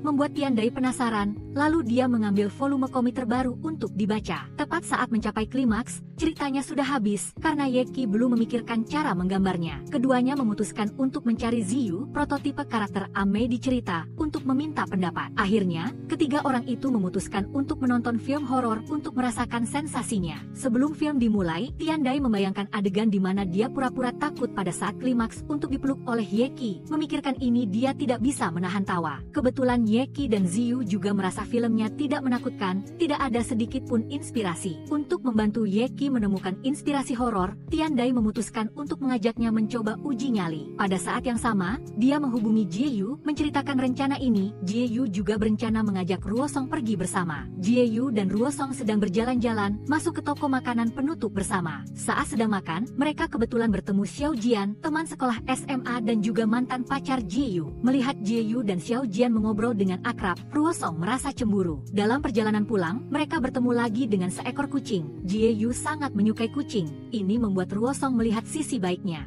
Malam tiba, tantangan uji nyali resmi dimulai. Yeki dan Tiandai juga bertemu Lu Dao dan Gu Shengsing. Keempat orang itu melihat lorong yang gelap gulita, meskipun takut mereka tetap memberanikan diri untuk melangkah. Namun, setelah melewati lorong, tidak ada yang terjadi. Yeki bertanya kepada Tiandai apa yang pernah terjadi di lorong ini. Lu Dao menceritakan beberapa legenda tentang lorong ini kepada Yeki dan Tiandai. Salah satunya adalah orang yang lewat di sini akan pingsan. Ternyata ini adalah lorong ruang musik. Orang yang pingsan adalah Ruosong karena mendengar lagu Lo Geli jadi tertidur. Cerita-cerita lainnya semuanya diungkap oleh semua orang, tidak ada yang menakutkan. Jadi, seluruh tim melanjutkan pencarian lorong horor di legenda sekolah. Keempat orang itu sampai di ruangan yang penuh dengan patung plester. Saat ini, Lu Dao mendapat telepon, lalu dia mengajak Gu Shengsing keluar. Hanya tersisa Ye Qi dan Tian Dai. Dia mendekat ke Ye Qi, selalu mencari kesempatan untuk memegang tangannya. Tepat pada saat ini, Ye Qi melihat beberapa patung plester bergerak karena terlalu takut dia langsung memegang tangan Tian Dai dan kabur. Tian Dai sangat terharu karena ini adalah pertama kalinya mereka berpegangan tangan. Tetapi segera setelah itu dia menyadari kedua tangan Ye Qi tidak memegang tangannya, baru dia menyadari dia sedang memegang tangan palsu. Setelah Ye Qi dan Tian Dai keluar, Lu Dao dan Gu Shengsing keluar dari balik patung plester. Ternyata, merekalah yang memutar patung-patung itu. Saat mereka merasa puas, tiba-tiba mereka melihat patung plester itu bergerak lagi, ketakutan mereka langsung kabur. Ye Qi dan Tian Dai membawa volume komik terbaru untuk diserahkan kepada Qian Jia, tetapi dia meragukan mereka. Keduanya memutuskan untuk meyakinkan Qian Jia ingin meminta bantuan Gong Jian, tetapi mereka menemukan Gong Jian juga menjadi sasaran Qian Jia. Untuk membantu Gong Jian, Ye Qi dan Tian Dai memutuskan untuk berpartisipasi dalam permainan melarikan diri dari ruangan terkunci yang diusulkan oleh Qian Jia. Sebagai gantinya, dia tidak akan menyulitkan Gong Jian lagi. Ye Qi juga mengajak Ziyu dan teman-teman lainnya untuk bergabung. Selama bermain, Ziyu tertangkap. Semua orang harus mencari cara untuk menyelamatkannya. Jiyu berbeda dari yang lain, malah terlihat sangat antusias, ingin pergi menangkap hantu. Lalu dia berlari ke ruangan terkunci terlebih dahulu. Ruosong karena khawatir dengannya jadi ikut juga. Lu Dao dan Gu Shengsing tentu saja juga menjadi pasangan, pergi mencari Ziyu bersama. Saat mencari, Lu Dao ingin tahu tentang masa lalu Gu Shengsing, bertanya padanya mengapa dia tidak ingin tampil di atas panggung lagi, padahal dia sangat menyukai panggung. Ternyata dulu, setiap kali Gu Shengsing tampil, rekan akting wanitanya selalu mengalami kecelakaan serius. Jadi dia memutuskan untuk tidak naik panggung lagi. Saat sedang berbicara, orang yang berpura-pura menjadi hantu muncul dan mencoba menakut-nakuti mereka, tetapi mereka sama sekali tidak takut. Baru setelah selesai berbicara, keduanya menyadari hantu itu, ketakutan mereka lari tercerai-berai. Ye Qi dan Tian Dai juga membentuk sebuah tim. Ye Qi karena sakit perut jadi pergi ke toilet, meninggalkan Tian Dai sendirian. Saat kembali, dia mendengar teriakan Tian Dai. Karena khawatir dengannya, Ye Qi buru-buru datang untuk membantu, tetapi secara tidak sengaja melukai pemain. Keduanya terpaksa keluar, tidak bisa melanjutkan permainan melarikan diri dari ruangan terkunci lagi. Lu Dao dan Gu Shengsing terdesak masuk ke dalam sebuah ruangan. Gu Shengsing memblokir pintu, Lu Dao mencari jalan keluar lain. Tepat pada saat ini, Gu Shengsing melihat kaki Lu Dao, menyadari sepasang kaki sempurna yang dicari Heng Ge sangat mirip dengan kakinya. Jiyu dan Ruosong justru cukup santai. Jiyu bahkan tertidur di bahu Ruosong. Ziyu masih menunggu orang untuk menyelamatkannya, tetapi sudah lama menunggu masih tidak ada siapapun. Meskipun begitu, dia tetap percaya teman-temannya akan datang menyelamatkannya. Ye Qi berkat petualangan di ruangan terkunci ini mendapatkan banyak inspirasi, menyelesaikan draft dengan lancar. Setelah kembali, Ye Qi secara sukarela meminta kembali ke tim basket. Tian Dai juga membawa banyak obat-obatan untuk berjaga-jaga. Ruosong juga menyiapkan upacara penyambutan kecil untuk Ye Qi. Namun, tepat saat semua orang sedang bersemangat, Ye Qi malah mengumumkan ingin menjadi manajer tim basket dan bukan berpartisipasi dalam pertandingan. Lu Dao setelah kembali berakting dengan sangat baik, menarik perhatian Gu Shengsing. Tetapi ketika pertunjukan selesai, Gu Shengsing tetap hanya fokus melihat kaki Lu Dao. Ternyata, penampilan Lu Dao tidak menariknya. Dia hanya sibuk mengagumi sepasang kaki sempurnanya. Karena itu, Gu Shengsing mengedit naskah, sengaja ingin mengurus kaki Lu Dao. Tetapi semakin dia mengedit, dia semakin memperhatikan sepasang kaki itu. Tepat saat para anggota tim basket bingung, Jiyu tiba-tiba muncul bersama banyak siswi. Jiyu mengira Ye Qi datang untuk merebut wilayah, menunjukkan ekspresi kesal. Tian Dai menjelaskan bahwa Ye Qi datang untuk menjadi manajer tim basket putra. Setelah mendengar Tian Dai menjelaskan pekerjaan manajer, Jiyu menyadari bahwa pekerjaan yang sering dia lakukan juga sama seperti itu, jadi dia juga ingin memperebutkan posisi ini. Para siswa putra yang mendengarnya merasa ketakutan, berkerumun menahan Ye Qi, ingin dia menjadi manajer. Akhirnya, Ye Qi dan Jiyu memutuskan untuk bertanding. Tetapi Jiyu juga mengajukan satu syarat, yang kalah harus memakai pakaian yang dianggap paling memalukan oleh lawan. Penampilan Lu Dao mendapat pujian dari Gu Shengsing. Namun, agar Lu Dao tidak memengaruhi penilaiannya, Gu Shengsing sengaja meminta Lu Dao memakai celana yang sangat bergaya lokal. Untuk memperebutkan posisi manajer tim basket, Ye Qi mengajak timnya bertanding melawan tim Jiyu. Kedua belah pihak telah mengadakan berbagai jenis pertandingan, terutama pertandingan basket yang sangat dramatis. Ketika pertandingan basket baru saja dimulai, tim Ruosong sebenarnya sedikit unggul. Tim Jiyu tiba-tiba mendapat ide untuk memanggil semua pacar anggota tim untuk menyemangati. Berkat dukungan moral dari pacar-pacar mereka, para anggota tim merah di lapangan tiba-tiba berubah menjadi kuda-kuda yang tak terkendali, dengan cepat membalikkan skor. Tian Dai melihat situasi yang tidak menguntungkan, lalu dia memikirkan sebuah rencana, memanggil Lu Dao yang sedang berakting di dekatnya untuk datang. Dia menggunakan daya tarik Lu Dao untuk menarik perhatian pacar-pacar tim merah. Hasilnya, para anggota tim merah kehilangan fokus dalam bertanding dan akhirnya tim Yeki memenangkan pertandingan basket. Namun, dilihat dari hasil keseluruhannya, Yeki tetap kalah. Jieyu adalah pemenang akhirnya. Meskipun kalah, Yeki terlihat cukup santai, tetapi di dalam hatinya masih ada sedikit kekecewaan. Awalnya dia ingin tampil dengan baik di depan Tian Dai. Tanpa disangka malah kalah dari Jiyu. Namun, Tian Dai merasa Yeki telah tampil dengan sangat baik dan terus memujinya. Yeki bersiap untuk mendaftar mengikuti sebuah kompetisi dalam acara perayaan ulang tahun sekolah. Karena sebelumnya pernah memenangkan satu pertandingan, para senior di sekolah semuanya mengenal Yeki. Kali ini, dia ingin menantang dirinya sendiri di sebuah kompetisi dengan tingkat kesulitan yang lebih tinggi. Tepat saat hendak mendaftar, Yeki melihat Tian Dai. Karena perayaan ulang tahun akan segera diadakan, Tian Dai sangat sibuk dengan desain poster untuk acara tersebut, jadi tidak ada waktu lagi untuk membantu Yeki menggambar komik. Yeki melihat Tian Dai sendirian mendorong sebuah mobil. Yang memuat dua kotak besar, lalu dia khawatir dan pergi melihatnya dan menemukan dia sangat sibuk. Dia mendengar Tian Dai mengatakan dia sedang mendesain poster untuk perayaan ulang tahun, tetapi saat ini dia buntu ide, tidak tahu harus mendesain seperti apa. Untungnya, Yeki adalah seorang komikus, jadi dia menawarkan untuk membantu Tian Dai. Berkat bantuan Yeki, Tian Dai dengan cepat mendapatkan ide untuk poster itu. Tian Dai sangat senang, tanpa sadar menyerahkan sebagian pekerjaan sketsa kepada Yeki. Yeki tidak mengeluh sama sekali, dia bersama Tian Dai membuat ide untuk poster. Tian Dai sangat senang ketika keduanya bersama-sama berkreasi di atas kertas gambar yang berserakan di lantai. Namun, setelah Tian Dai menggambar cukup lama, dia masih melihat Yeki belum menyentuh pena sama sekali. Di dalam hatinya dia sedikit tidak sabar, lalu memutuskan untuk melanjutkan sendiri lalu mencari alasan untuk menyuruh Yeki keluar mencuci pena. Saat Yeki membawa pena keluar, dia mendengar teman Tian Dai berbicara, baru dia tahu waktu penyelesaian poster Tian Dai sangat mendesak. Yeki merasa bersalah karena barusan dia terus berpikir tentang bagaimana harus memulai, sama sekali belum membantu Tian Dai. Tepat pada saat ini, Tian Dai yang sedang sibuk lagi-lagi karena terburu-buru jadi tidak sengaja melukai tangannya. Yeki tahu beban kerja Tian Dai sangat besar, lalu dia kembali menemuinya, menanyakan tentang pekerjaan selanjutnya. Pekerjaan Tian Dai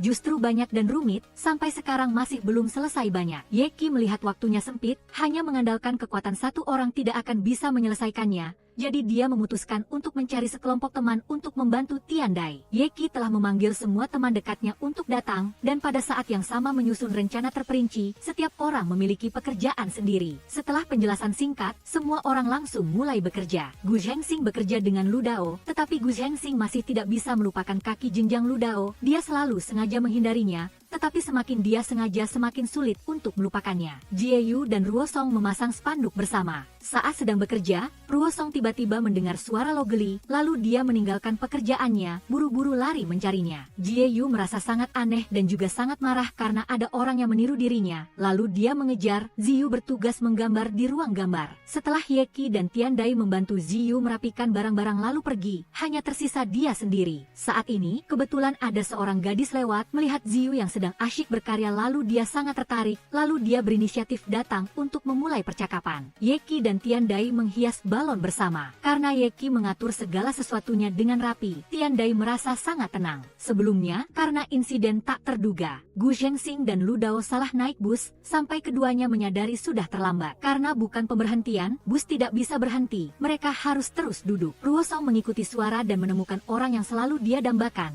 tetapi hasilnya dia menemukan lawan bicaranya adalah seorang laki-laki. Dia sangat kecewa. Namun, setelah pergulatan batin, Ruosong tetap memutuskan untuk menjelaskan semuanya kepada logeli ini. Ziyu mengikuti gadis itu ke sebuah kafe untuk minum teh. Awalnya Ziyu sudah mengumpulkan keberanian untuk kembali menggambar poster, tetapi di hadapan ajakan lawan bicara yang terus-menerus dan antusias, dia sulit menolak. Di sisi lain, Ruosong, dia tahu orang yang dicarinya bukanlah yang menyanyikan lagu logeli, membuat Ruosong tertidur di tempat. Jieyu mengira Ruosong dibully, lalu dia maju untuk mengajari orang itu pelajaran. Lu Dao dan Gu Zhengxing akhirnya turun dari bus. Namun, saat bersiap naik bus pulang, sudah terlalu malam. Bus sudah pergi, keduanya harus menunggu setengah jam lagi. Yeki dan Tian Dai setelah selesai menghias balon lalu kembali ke ruang gambar, melihat Ziyu masih belum selesai menggambar. Tian Dai berniat turun tangan sendiri, tetapi Ziyu kembali kembali dengan tergesa-gesa. Karena merasa bersalah, dia ingin melakukannya sendiri. Tetapi dalam kepanikannya dia secara tidak sengaja menumpahkan cat ke poster. Jieyu dan Ruo Song juga kembali mencari Tian Dai. Karena Jieyu tergesa-gesa menggunakan kekerasan, spanduk itu rusak. Lu Dao dan Gu Zhengxing juga bergegas kembali karena salah naik kendaraan jadi tidak tepat waktu. Tempat yang mereka tuju sudah tutup. Singkatnya, tidak ada yang menyelesaikan pekerjaannya. Tian Dai sangat sedih, namun Ye Qi memberikan solusi lain. Sejak awal merencanakan, dia sudah memperkirakan situasi tak terduga yang mungkin terjadi. Pertama, Ye Qi mengusulkan cara menangani poster dan mendapat persetujuan dari semua orang. Setelah itu, dia kembali membagikan tugas-tugas lain satu persatu. Semua orang juga dengan cepat mulai mengerjakannya. Setelah satu malam berusaha, semua pekerjaan akhirnya tersebut selesai dengan sempurna. Pagi berikutnya, karena sudah begadang semalaman, semua orang kelelahan dan tertidur di atas meja. Tian Dai melihat teman-temannya yang lelah bersandar di meja dan tertidur, hatinya merasa sangat hangat. Terutama saat melihat Ye Qi, hatinya penuh dengan rasa syukur. Dia dengan lembut mendekati Ye Qi, membisikkan kata terima kasih di telinganya. Secara kebetulan, dia menemukan formulir pendaftaran untuk berpartisipasi dalam festival olahraga di tas Ye Qi. Tian Dai mengetahui Ye Qi akan tampil di festival olahraga sekolah. Dia takut teman baiknya akan menarik perhatian gadis-gadis lain dan hilang. Gadis itu buru-buru menelepon teman-temannya. Sementara itu, Lo Geli terus saja bingung, tidak bisa masuk ke dalam peran. Hatinya penuh dengan rasa bersalah. Pertunjukan sudah di depan mata tetapi sekarang masih belum menemukan orang yang mengerti naskah dan memiliki pengalaman panggung. Jadi Ye Qi memberikan ide agar Lu Dao menggunakan suara emasnya untuk mengalahkan suara Lo Geli setiap kali dia mengucapkan dialog. Lu Dao segera mencari Tian Dai dan Jieyu untuk meminta bantuan latihan vokal. Lu Dao diberkati dengan suara yang luar biasa, begitu dia menyanyi langsung memukau. Gu Zhengxing secara kebetulan mendengar suara nyanyian itu dan jantungnya seperti mau melompat dari dadanya. Dia buru-buru mendorong pintu dan masuk. Tanpa diduga, seorang teman perempuan yang berdiri di samping pintu entah bagaimana terjatuh dan memasukkan seluruh bola lampu ke dalam mulutnya. Seluruh grup terkejut. Terkejut, juga bersikeras ingin membawa teman perempuan itu ke rumah sakit. Jieyu santai saja, menganggap tinggal ditarik keluar saja, bahkan berniat mempraktikkannya sendiri. Akhirnya, seluruh grup pergi ke rumah sakit untuk meminta bantuan dokter. Setelah kembali dari rumah sakit, Gu Zhengxing masih terpesona dengan suara Lu Dao. Dia ingin mendengarnya lagi di sini. Lu Dao beralasan bahwa dia baru saja selesai bernyanyi dan tenggorokannya tidak sehat untuk menolak dengan halus. Hari pertunjukan resmi juga telah tiba. Ye Qi, Tian Dai dan beberapa teman baiknya dengan tidak sabar pergi menonton pertunjukan Lu Dao. Di atas panggung, Lu Dao bersinar terang, membuat semua orang kagum. Siapa sangka tepat saat Lo Geli bersiap naik ke panggung, gadis itu tiba-tiba merasa tidak enak badan lalu pingsan di tempat. Seluruh grup di belakang panggung kebingungan. Lu Dao di atas panggung tidak tahu badai sedang terjadi di belakang panggung. Saat bagian dialog Lu Dao bersiap mengundang Lo Geli ke panggung, dia memanggil beberapa kali tetapi tidak ada yang muncul. Penonton di bawah mulai berbisik-bisik mengira itu adalah masalah teknis. Lu Dao juga tidak bisa tenang. Setelah beberapa kali Lu Dao mengulangi dialog sampai tenggorokannya sakit, akhirnya ada orang yang keluar. Lu Dao tercengang ketika melihat itu adalah Gu Zhengxing. Ternyata, melihat situasi yang genting dan tidak ada yang bisa menggantikan, Gu Zhengxing memutuskan untuk tampil sendiri. Dia juga telah membuat tekad yang kuat, tidak akan membiarkan Lu Dao menderita luka lagi. Di sisi Lu Dao, dia juga siap menghadapi semua risiko, bahkan jika dia terluka demi Gu Zhengxing dia rela. Pertunjukan tersebut sukses besar,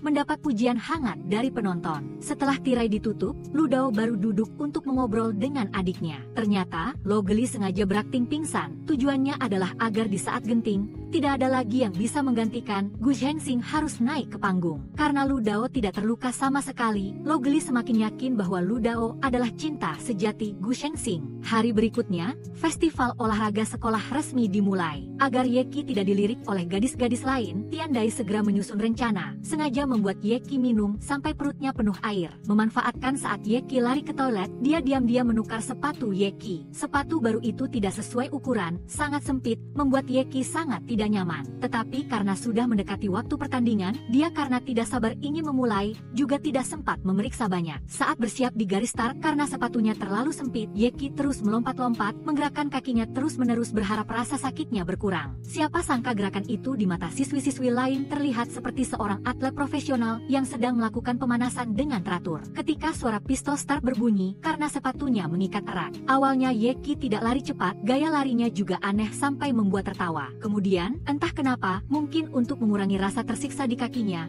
Yeki justru tidak sengaja menambah kecepatan, melewati semua lawan, mencapai garis finish pertama dengan spektakuler. Begitu melihat Yeki meraih juara 1, kerumunan siswi langsung bersorak kagum, berbondong-bondong berlari mendekat dan mengelilinginya. Tiandai yang berdiri di sana merasa sangat kesal, rencana yang sudah susah payah dia siapkan sia-sia, bahkan menjadi bumerang. Semua usaha Tiandai untuk mengacau di kategori lain juga mengalami nasib yang sama, bukan hanya tidak berhasil tetapi juga secara tidak sengaja membuat Yeki semakin menonjol. Yeki, yang terluka di arena olahraga karena Tiandou terlalu mengkhawatirkan Yeki, merasa bersalah. Tiandou membawa banyak barang untuk merawat Yeki, bahkan berencana memasak sendiri untuknya. Tetapi begitu mendengar Tiandou ingin memasak, Yeki langsung merasa tegang karena saat sakit sebelumnya, ia sudah merasakan masakan wanita itu. Namun, Tiandou tetap menganggap kejadian sebelumnya hanya insiden tak terduga dan bersikeras memasak untuk Yeki. Alhasil, saat memasak karena tidak terbiasa, api tiba-tiba menyala sangat tinggi. Tiandou hampir terjatuh, untungnya Yeki memeluknya. Untuk pertama kalinya, Tiandou merasakan pelukan Yeki yang sangat hangat. Yeki dan Tiandou pergi ke kelas. Sebenarnya Tiandou berencana mencari seseorang untuk merawat Yeki. Siapa sangka justru Yeki yang balik merawatnya, membuatnya merasa sangat bersalah. Ia memutuskan untuk melakukan sesuatu untuknya, lalu terpikir untuk menyalin catatan membantu Yeki. Namun, saat Tiandou lengah sejenak, guru sudah menulis penuh papan tulis dengan rumus fungsi. Tiandou bingung tidak tahu harus mulai menyalin dari mana. Ia malah mendengarkan guru mengajar, sambil terus melamun tentang hubungan cintanya dengan Yeki, lupa menyalin catatan, hingga tanpa sadar menggambar sketsa kincir ria. Tiandou mencari Jieyu, berniat menanyakan bagaimana cara menebus kesalahannya pada Yeki. Jieyu menyuruh Tiandou untuk menunjukkan ketulusannya agar dapat meluluhkan hati Yeki. Untuk menunjukkan ketulusannya, Tiandou berniat membuat coklat berbentuk hati sendiri untuk dihadiahkan kepada Yeki, bahkan mencari orang untuk belajar cara membuatnya. Setelah selesai, Tiandou malah takut perasaannya terlalu jelas terlihat, sehingga ia mengambil pisau dan memotong coklat berbentuk hati itu menjadi beberapa bagian. Tepat saat Tiandou dengan gembira membawa coklat itu mencari Yeki, karena tidak melihat jalan, ia tidak sengaja menabraknya. Seluruh coklat berjatuhan berserakan di tanah, bentuk hati semula pun tidak ada lagi. Setelah Yeki membantu Tiandou memunguti coklatnya, mendengar bahwa itu dihadiahkan untuknya, ia mengambil satu buah dan memakannya. Mulut mencicipi. Dia memuji coklat pemberian Tiandou sangat enak, lalu tanpa sadar mengulurkan tangan membelai kepalanya. Gerakan membelai kepala itu membuat Tiandou sangat tersentuh. Lok Dao mengenakan gaun yang memperlihatkan kakinya, mencari Zheng Xing dengan niat mengajaknya makan. Namun, ekspresi aneh Zheng Xing membuat Lok Dao mengira dia masih tenggelam dalam kegembiraan bisa kembali ke panggung. Sementara itu, Zheng Xing terus teringat momen bertemu Lok Dao di panggung. Bahkan saat pelajaran, dia tidak bisa fokus mendengarkan, pikirannya hanya tertuju pada Lok Dao. Saat sepulang sekolah, Lok Dao menghadang Zheng Xing. Keduanya saling salah paham, terus mengucapkan hal-hal yang membingungkan, yang dipikirkan orang lain yang tidak dapat dimengerti. Karena sering berinteraksi dengan Jieyu, Natung merasa hatinya akan sepenuhnya direbut olehnya. Dia ingin segera menemui Lo Giali untuk menyatakan perasaannya, jika tidak dia akan benar-benar jatuh cinta pada Jieyu. Begitu sampai di ruang musik, dia mendengar Jieyu sedang berbicara dengan seseorang di dalam. Sepertinya ada yang menyebut Lo Giali. Begitu masuk, Natung melihat 3 gadis, salah satunya adalah Jieyu. Dia mengira salah satu dari 2 gadis lainnya adalah Lo Giali, jadi dia terus memaksa mereka untuk mengakuinya. Jieyu tidak punya pilihan selain memutar rekaman yang telah disiapkannya. Mendengar suara nyanyian Lo Giali, Natung pun kembali tertidur. Beberapa orang sahabat kari pergi makan hotpot bersama. Saat makan, Ziyu membaca postingan di internet tentang cara mengungkapkan perasaan,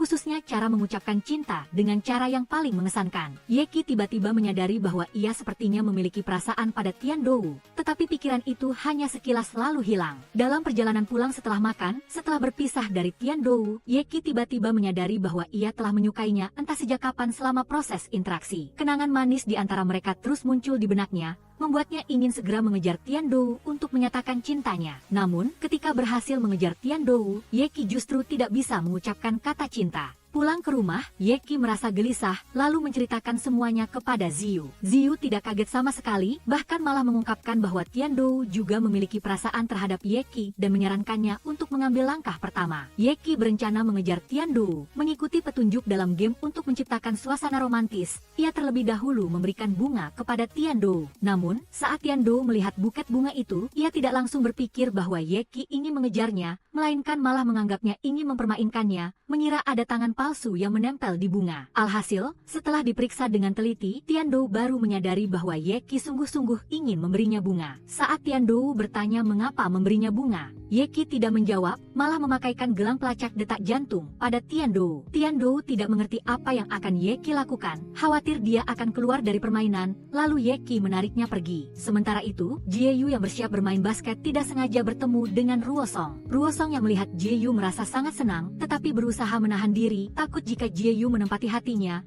maka tidak akan ada lagi ruang untuk lo geli. Jieyu tidak mengerti ekspresi Ruosong, mengira karena dirinya Ruosong diganggu orang lain, makanya Ruosong menjauhinya. Saat bermain basket, Jieyu khawatir Ruosong masih akan diganggu, jadi saat mengoper bola ia tidak mengopernya pada Ruosong. Alhasil, saat mengoper bola ke orang lain, karena terlalu kuat teman-teman setim lainnya terjatuh, hanya Ruosong sendiri yang tetap berdiri di lapangan. Jieyu berencana memperlakukan semua orang secara adil, agar tidak membuat orang lain berpikir bahwa karena ia baik pada Ruosong, ia membuat anak itu diganggu. Tetapi setiap tindakan Jieyu membuat orang lain, terutama Ruosong, merasa sangat aneh. Yeki ingin menciptakan adegan romantis di bawah hujan, lalu memegang payung berjalan bersama Tiandou di lapangan olahraga. Namun karena hari itu matahari sangat terik, tindakan ini menarik perhatian aneh dari semua orang di sekitar, yang membuat Tiandou juga tidak mengerti apa yang akan Yeki lakukan. Seorang kakak kelas perempuan sedang mengejar Ziyu dengan gila-gilaan. Ziyu sedikit panik lalu mencari Lu Dao untuk meminta bantuan. Untuk menolak orang itu, Ziyu meminta Lu Dao berpura-pura menjadi perempuan sebagai pacarnya. Tetapi cara Lu Dao bertingkah laku lebih mirip seorang pria yang memperlakukan seorang wanita daripada seorang pacar. Oleh karena itu Ziyu memutuskan mencari gadis lain untuk membantu. Tepat saat itu, Zheng Xing datang. Lu Dao langsung memberikan kartu perhatian yang baru diterimanya kepada Zheng Xing, mengisyaratkan ingin membantu Zheng Xing mendapatkan perhatian. Ziyu yang sedang berjalan tiba-tiba ada kartu perhatian lain terbang menghampiri, yaitu milik Jieyu. Maka Ziyu meminta bantuan Jieyu dan memintanya menjadi pacarnya, yang membuat Jieyu sangat kaget. Yeki karena ingin menciptakan keromantisan tingkat kosmos dengan Tiandou sampai-sampai mengganggu rencana kru film saat mereka sedang syuting, yang membuat sutradara sangat marah. Jieyu berpakaian seperti seorang putri bangsawan yang anggun, berpura-pura menjadi pacar Ziyu. Perubahan Jieyu membuat Ziyu sangat kaget. Setelah selesai membantu, Ruosong kebetulan lewat. Gaya baru Jieyu ini benar-benar membuat Ruosong sangat terkejut. Dan ketika tahu Jieyu melakukannya untuk membantu Ziyu berpura-pura menjadi pacar, dalam hatinya ia sedikit cemburu. Yeki mengayuh sepeda membonceng Tiandou. Awalnya ingin menciptakan suasana romantis, tetapi sayangnya ketahuan oleh satpam sekolah, ia pun hanya bisa mengayuh sepedanya sekuat tenaga melarikan diri. Tepat saat itu, Tiandou melihat kartu kebaikan di kantong Yeki. Saat itulah ia baru tahu Yeki melakukan semua ini untuk meningkatkan kebaikan dengannya. Hatinya pun sangat gembira. Keesokan harinya, Tiandou dengan gembira datang ke sekolah, tidak sengaja bertemu Ziyu. Ziyu dengan penuh perhatian menanyakan tentang Tiandou dan Yeki. Untuk menghindari masalah lebih lanjut, Tiandou sengaja berpura-pura tidak tahu apa-apa, membuat Ziyu tidak mengerti sama sekali. Namun, perkataan Tiandou justru diceritakan kembali oleh Ziyu kepada Yeki. Yeki mengira ekspresinya tidak mendapatkan kebaikan di hati Tiandou, jadi ia sangat kecewa. Ziyu menyarankan Yeki menggunakan alasan mengumpulkan bahan untuk menjajaki maksud Tiandou. Yeki mengajak Tiandou ke sebuah kafe, sebenarnya menggunakan alasan mengumpulkan bahan untuk berkencan. Tiandou dalam hati juga sangat menanti-nanti. Tepat saat keduanya sedang gelisah hendak masuk ke kafe, Ziyu tiba-tiba muncul. Keduanya menduga Ziyu pertama kali datang ke tempat seperti ini. Ia menunggu Yeki dan Tiandou muncul baru berani mengumpulkan keberanian masuk ke kafe bersama mereka. Karena tebakannya tepat, Ziyu terlihat sedikit canggung. Setelah ketiganya masuk ke kafe, Yeki langsung mengambil alasan mencari bahan untuk mengatur peran untuk ketiganya. Ziyu menyarankan Yeki dan Tiandou memanggil satu sama lain dengan nama yang lebih akrab, keduanya pun dengan malu-malu memanggil nama satu sama lain. Karena Lu Dao harus menggambarkan perasaan sakit mencintai seseorang secara diam-diam, Yeki membantunya menemukan cara. Menyadari perasaan Lu Dao pada Zheng Xing tidak biasa, Yeki menyarankan Lu Dao mencoba untuk tidak berbicara dengan Zheng Xing selama 3 hari, dengan begitu akan bisa merasakan penderitaan. Belum sampai 3 hari, Lu Dao sudah merasa sangat kesakitan. Begitu melihat Zheng Xing, Lu Dao langsung bergegas pergi. Saat memesan, Yeki berpikir bahwa wanita normal di depan pacarnya akan makan sangat sedikit untuk menjaga citra. Tak disangka, Tiandou memesan sangat banyak. Yeki sedikit kecewa, mengira Tiandou tidak berniat berhubungan dengannya jadi tidak menjaga citranya. Meski begitu, ia tetap sangat peduli merawat Tiandou. Sebenarnya, Tiandou sengaja memesan banyak makanan untuk membantu Yeki mencari inspirasi, menciptakan ruang baginya untuk berpikir sehingga ia berusaha menghabiskan banyak makanan. Yeki dan Tiandou bersama-sama mencari kelebihan satu sama lain. Namun, kelebihan yang ditemukan keduanya pada satu sama lain justru membuat Ziyu yang duduk di samping merasa sedikit canggung. Meskipun demikian, baik Yeki maupun Tiandou merasa sangat gembira, merasa satu sama lain sangat memahami diri mereka. Yeki tiba-tiba bertanya pada Tiandou, apakah dia menyukai seseorang? Pertanyaan ini membuat Tiandou tidak tahu harus menjawab apa, takut jika menjawab salah akan menyebabkan kesalahpahaman. Tepat saat Tiandou akan mengucapkan jawabannya, baik Yeki maupun Ziyu melihatnya dengan mata penuh harap. Tiba-tiba, Tiandou merasa mual dan berlari ke toilet. Sambil menunggu, Yeki dan Ziyu menemukan Lu Dao sedang mabuk. Lu Dao terlihat sangat menderita. Yeki melihat Lu Dao sudah mencapai keadaan emosi yang diinginkan, jadi dia tidak perlu lagi berusaha menahan diri selama 3 hari. Mendengar berita bahwa ia bisa berbicara lagi dengan Seng Sing, Lu Dao langsung ingin lari ke klub drama untuk mencarinya. Alhasil, ia malah tidak sengaja melihat Ruo Song sedang tampil di atas panggung. Awalnya, akting Ruo Song tidak terlalu bagus. Semua orang terus menyemangati, bahkan memakaikannya penutup mata berwarna hitam. Setelah memakai penutup mata, akting Ruo Song memang luar biasa, mendapat pujian dari semua orang. Tetapi masalahnya adalah Ruo Song tidak bisa kembali ke peran normalnya lagi. Hal ini membuat semua orang sangat khawatir. Mengambil kesempatan saat masih memakai penutup mata hitam, Ruo Song mencari Jieyu. Tepat saat ia hendak mengucapkan kata-kata perpisahan dengannya, ia tiba-tiba ditekan ke tanah oleh 3 siswa laki-laki lain. Saat itu, penutup mata hitamnya jatuh, semua keberanian Ruo Song sebelumnya menghilang. Ia tidak lagi berani berbicara dengan Jieyu seperti tadi. Yeki dan Tiandou duduk di tribun, menikmati angin malam yang sejuk. Setelah seharian, Yeki juga mengumpulkan banyak bahan baru yang unik. Saat sedang membicarakan bahan-bahan itu, Yeki tiba-tiba bertanya pada Tiandou hubungan di antara mereka berdua dianggap sebagai perkembangan seperti apa. Tiandou juga tiba-tiba tersentuh oleh pertanyaan Yeki, sampai-sampai gelang pelacak detak jantungnya terus berbunyi. Tiandou buru-buru melepas gelang itu lalu kabur, sementara Yeki masih berpikir Tiandou makan terlalu banyak makanan manis jadi jantungnya berdebar kencang. Malamnya pulang ke rumah, Yeki menonton sebuah film romantis dan terinspirasi. Ia berpendapat bahwa jika ingin bersama Tiandou dalam jangka panjang, pertama-tama harus hidup sehat. Selain itu, ia juga sangat memperhatikan kesehatan Tiandou, terus-menerus menanyakan kabarnya. Tetapi perhatian Yeki membuat Tiandou merasa sangat canggung, bahkan ia terus memperhatikan siang dan malam. Yang membuat Tiandou tidak hanya tidak bisa istirahat dengan baik tetapi juga muncul lingkaran hitam di bawah mata, terlihat semakin tidak bersemangat. Yeki ingin mengajak Tiandou menjalani pemeriksaan kesehatan yang membuatnya sangat panik. Untuk menampilkan dirinya sesempurna mungkin di depan Yeki, Tiandou telah berbohong banyak hal padanya, misalnya seperti tinggi badan atau fakta bahwa ia memakai lensa kontak. Jika menjalani pemeriksaan kesehatan, Tiandou pasti akan ketahuan. Tepat saat Tiandou sedang khawatir, Ziyu juga menelepon, karena ia juga harus menjalani pemeriksaan kesehatan. Keduanya berdiskusi akan saling membantu untuk mengelabui pada hari pemeriksaan keesokan harinya. Keesokan harinya, Yeki mengajak Tiandou menjalani pemeriksaan kesehatan. Sesampainya di rumah sakit, Tiandou terus ragu-ragu. Ketika tiba giliran tes penglihatan, Tiandou sengaja membiarkan Yeki tes lebih dulu. Penglihatan Yeki sangat bagus. Saat giliran Tiandou, lensa kontaknya malah lepas, alhasil ia sama sekali tidak bisa melihat dengan jelas. Setelah diperiksa, kesehatan Tiandou juga memiliki beberapa masalah kecil. Tiandou ingin menyembunyikannya, tetapi Yeki khawatir masalah kecil ini akan memengaruhi kesehatannya, jadi ia memutuskan untuk membantu Tiandou meningkatkan kesehatan tubuh. Saat di kelas, ia secara khusus membawa makanan enak untuk Tiandou. Awalnya, Tiandou masih sangat senang, tetapi saat melihat semua makanan yang dibawa Yeki adalah wortel, ia pun pasrah. Yeki mengajak Tiandou naik ke atap untuk melatih penglihatan. Tepat saat itu, Jieyu dan Ruo Song juga naik, yang membuat suasana antara Yeki dan Tiandou menjadi cukup canggung.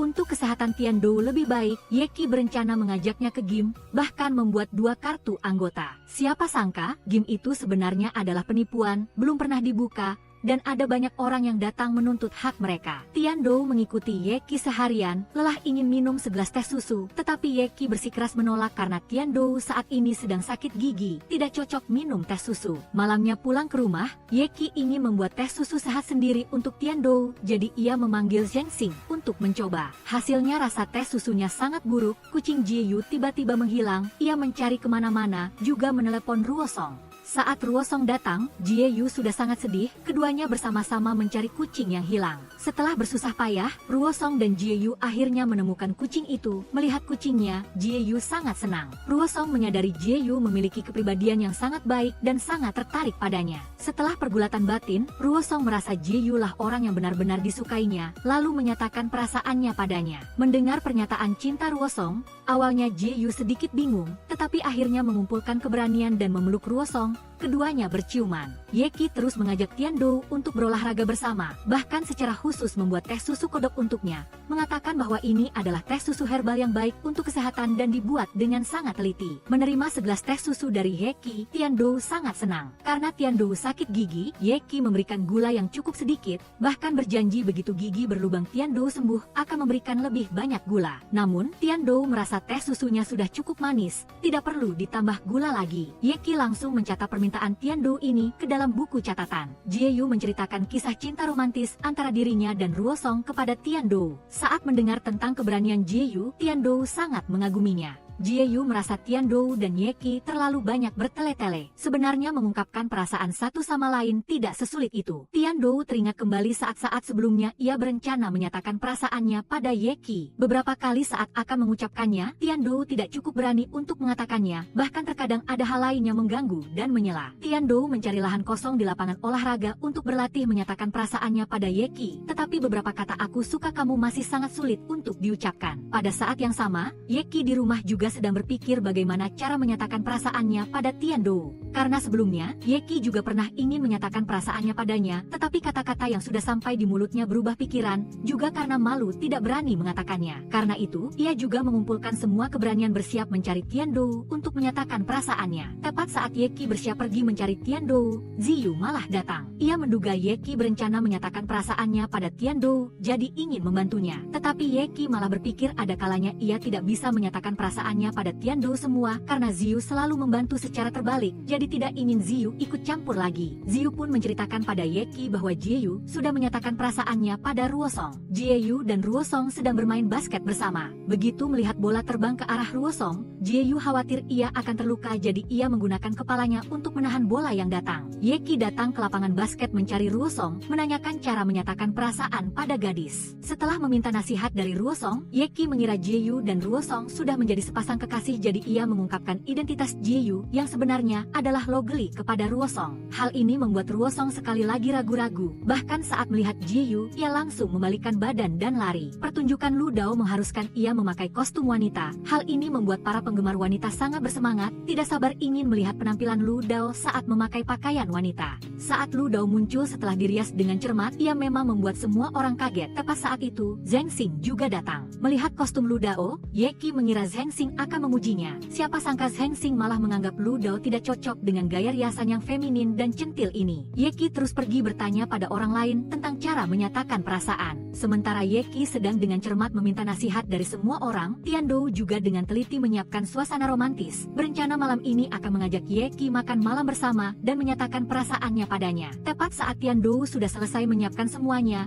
Yeki meneleponnya. Begitu keduanya tersambung telepon, hal pertama yang mereka inginkan adalah mengajak satu sama lain. Akhirnya, Tiandou lah yang lebih dulu mengundang Yeki untuk bertemu. Sesampainya di rumah, Tiandou mengeluarkan semua pakaiannya, ingin berpakaian yang sangat formal agar Yeki langsung menyukainya begitu melihatnya. Sesampainya di restoran, Tiandou menemukan menu semuanya dalam bahasa Inggris. Ia tidak mengerti sama sekali. Yeki juga menyadari kecanggungan Tiandou, jadi ia berinisiatif memesan makanan. Yeki ingin mengajak Tiandou ke tempat romantis yang sudah disiapkannya, sementara Tiandou ingin menunggu sampai pemandangan romantis yang ia siapkan muncul untuk menyatakan perasaannya. Tepat saat keduanya sedang canggung, pemandangan yang disiapkan Tiandou muncul. Tepat saat Tian Dou akan menyatakan perasaannya di suasana romantis itu, Ye Qi malah menariknya lari keluar. Tepat saat Ye Qi akan menyatakan perasaannya kepada Tian Dou, Gong Jian malah menelepon. Ada hal yang sangat mendesak, Ye Qi tidak bisa tidak lari pergi. Alhasil, keduanya sekali lagi melewatkan kesempatan untuk menyatakan perasaan satu sama lain karena situasi yang ironis. Ye Qi buru-buru datang ke kafe untuk bertemu Gong Jian. Saat itulah ia baru tahu Gong Jian sudah dipecat oleh Qian Ye. Ye Qi tidak bisa mengerti, ingin menemui Qian Ye untuk menuntut keadilan bagi Gong Jian. Tetapi ia tidak ingin memengaruhi masa depan Ye Qi, juga berpesan padanya jangan berhenti menggambar. Setelah itu berbalik pergi.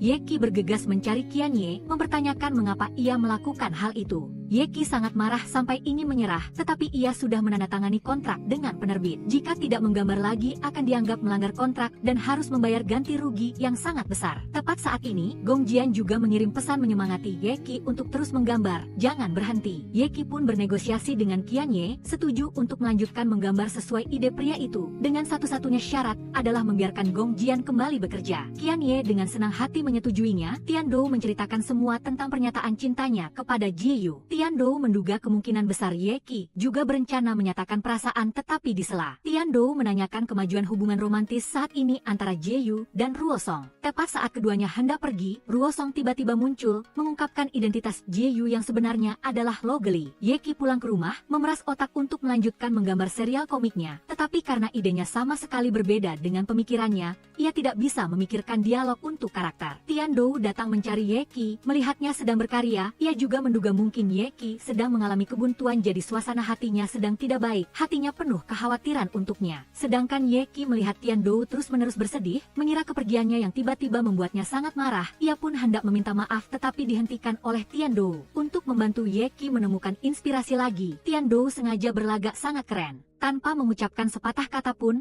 hanya menggunakan tindakan untuk mengekspresikan. Berkat bantuan Tian Dou, Ye Qi memang mendapatkan sedikit inspirasi. Setelah seharian Ye Qi sibuk, Tian Dou pun pulang. Saat ini, kakak kelas perempuan Liu Li juga mengirim pesan pada Ye Qi, mengatakan bahwa ia sudah mendengar kabar ia berencana meninggalkan dewan redaksi, mengakhiri kontrak dengan Qian Ye, dan ia juga ingin pergi bersama Ye Qi. Ye Qi khawatir lalu berlari ke rumah Liu Li untuk menanyakan kabarnya. Liu Li sedang mengemasi barang-barang, sudah memutuskan untuk pergi, bahkan jika harus membayar denda pelanggaran kontrak pun ia tidak gentar. Setelah dipecat, Gong Jian terus mencari pekerjaan tetapi tidak ada pekerjaan yang cocok. Ye Qi mencari Gong Jian pulang ke rumah bersamanya. Nenek Gong Jian masih tidak tahu cucunya dipecat, mengira ia masih bekerja. Ye Qi menyerahkan draft baru kepada Qian Ye, tetapi Qian Ye tidak menepati janjinya untuk membiarkan Gong Jian kembali bekerja. Hal ini membuat Ye Qi sangat marah. Tian Dou juga mendengar dari Ziyu bahwa hari ini Ye Qi pergi menyerahkan draft. Tetapi ia masih khawatir Ye Qi tidak lancar, jadi ia memeriksanya dengan ponsel. Saat itulah ia baru tahu komik Ye Qi sudah berhenti diperbarui. Tian Dou bersama Ziyu, Zheng Xing, dan Ruo Song datang ke rumah Ye Qi mencari, khawatir terjadi sesuatu padanya. Ruo Song menganalisis, kemungkinan besar Ye Qi diculik, para penculik akan segera menelepon.